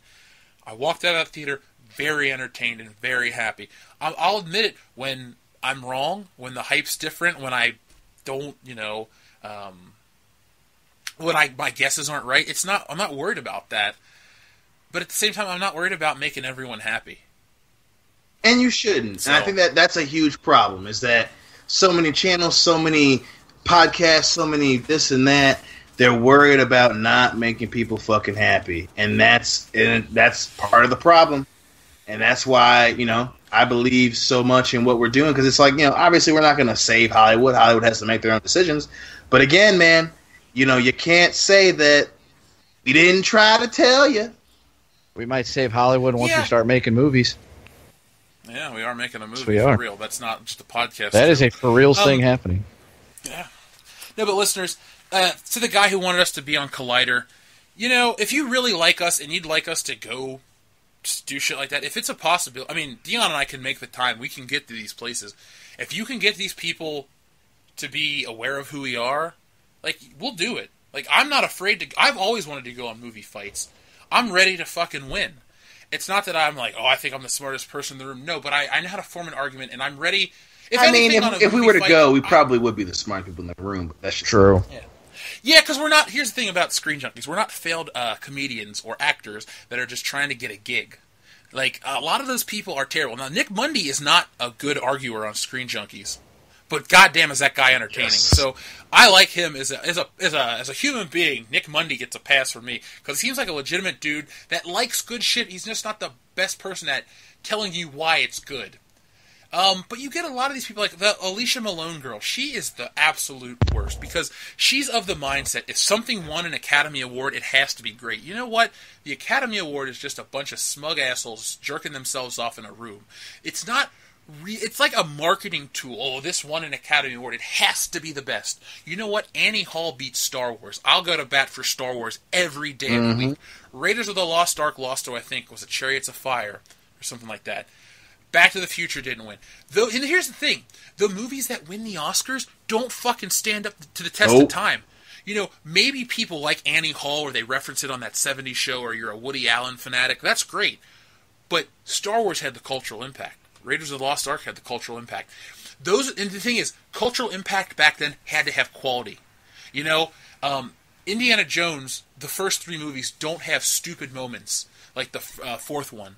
The original Star Wars doesn't have stupid moments. Those were made by artists who had a vision that told a good story, and they weren't worried about marketing. They weren't worried about selling toys. They weren't about going into the Chinese market. They weren't worried about residuals on action figure sales. No, those things came afterwards. No matter what you want to say about George Toyboy Lucas, all that merchandise was an afterthought with the first Star Wars movie. There's no merchandise really for Back to the Future. Those just happen to be big event movies that weren't even planned to be event movies. They just went on to be huge things because of the quality of the filmmaking. And because of people nowadays, we won't get that type of shit. It takes... Like a John Wick would be a standard basic 80s action flick. That'd be like Red Heat with Schwarzenegger or whatever. Is that the one with him and Jim Belushi? Yes, it is. That no one really talks about that movie. John Wick, if that was made in a decade where everyone was trying to make the best shit, it would just be kind of forgotten. But because it comes out nowadays, it's fucking incredible because everything else is so bad. So if people want to return to form with quality entertainment, like I'd say the 80s was the best decade for entertainment hands down, like if you want to return to that, you just got to get people that aren't afraid to get their hands dirty and tell a good story. Like Gremlins. They wouldn't make a movie like Gremlins nowadays. Oh, we can't sell it to kids. Who gives a shit? It's an entertaining fucking premise with some cool, memorable shit. You know, that's why I praise it. It had the balls to do stuff. We need more It's. We need less Star Wars Episode 7s. I'm done. Yep. Okay, so this has been episode 90. Damn, dude. 90? We've done this 90 times. But it's finally working, though. I love this. I can't really complain. 90 times, 90 World Class Bullshitters episodes. So this has been episode 90 of World Class Bullshitters. Every Thursday night, we take a dump on the world of pop culture. If you liked this video, make sure you give it a thumbs up. If you didn't like this video, leave a thumbs down and move on along. If you found this video and you haven't subscribed to the channel, please do. If you've subscribed to this channel and you're a big fan, head on over to Patreon, link in the description below. And for $1 a month, you can really help us grow and you can really help us get the word out there about what we're doing. And we also are going to give you all kinds of exclusive content. So like I said at the top of this episode, under the $1 banner right now, you have access to the Star Wars The Force Awakens commentary. You have access to the IT Roundtable. And at the $5 and up, you have access to the Shitbusters Drunken Commentary podcast. So we're going to do more. We're going to do Suicide Squad. We're going to keep updating the Patreon every week for you people that are willing and good enough to help us out. So we're going to help you out by entertaining you for at least an hour on each episode. We're over here on YouTube. If you like us, we're also on Podbean, iTunes, and Stitcher Radio. If you'd really like to help us and you don't have the money, give us a 5-star review on iTunes. It helps us become more searchable in their index, and that really helps us because the bigger we grow, the more eyes and ears we get, and that helps us spread the message. If you want to contact us directly, we're over on worldclassbs@mail.com. The best mail. .com. Also, we have a couple Facebook pages, which really, we've grown a lot of Facebook page members in the past week. We have the official Facebook page where I post the announcements and you can suggest stuff, but then there's also the fan group where the fans talk to us directly. There's a lot of great guys like Brian Lape, who we have to name drop on every episode. Lape is anus. It's just required. Lape is anus, but you know what? Lape is life. So you can contact us over there. It's a great way to hang out and talk to us, shoot the shit. Also, patrons. Kendo has an idea. Tell me if you'd be interested. We're thinking about having you guys on. Like, actually on World Class Bullshitters episodes. So if you're a patron and you'd like to be on an episode or something like that, let us know. Email us is the best way. The comments kind of get lost through time, so if you want to just send us an email or something, or a message on Patreon, and tell us if you'd like to be on the show.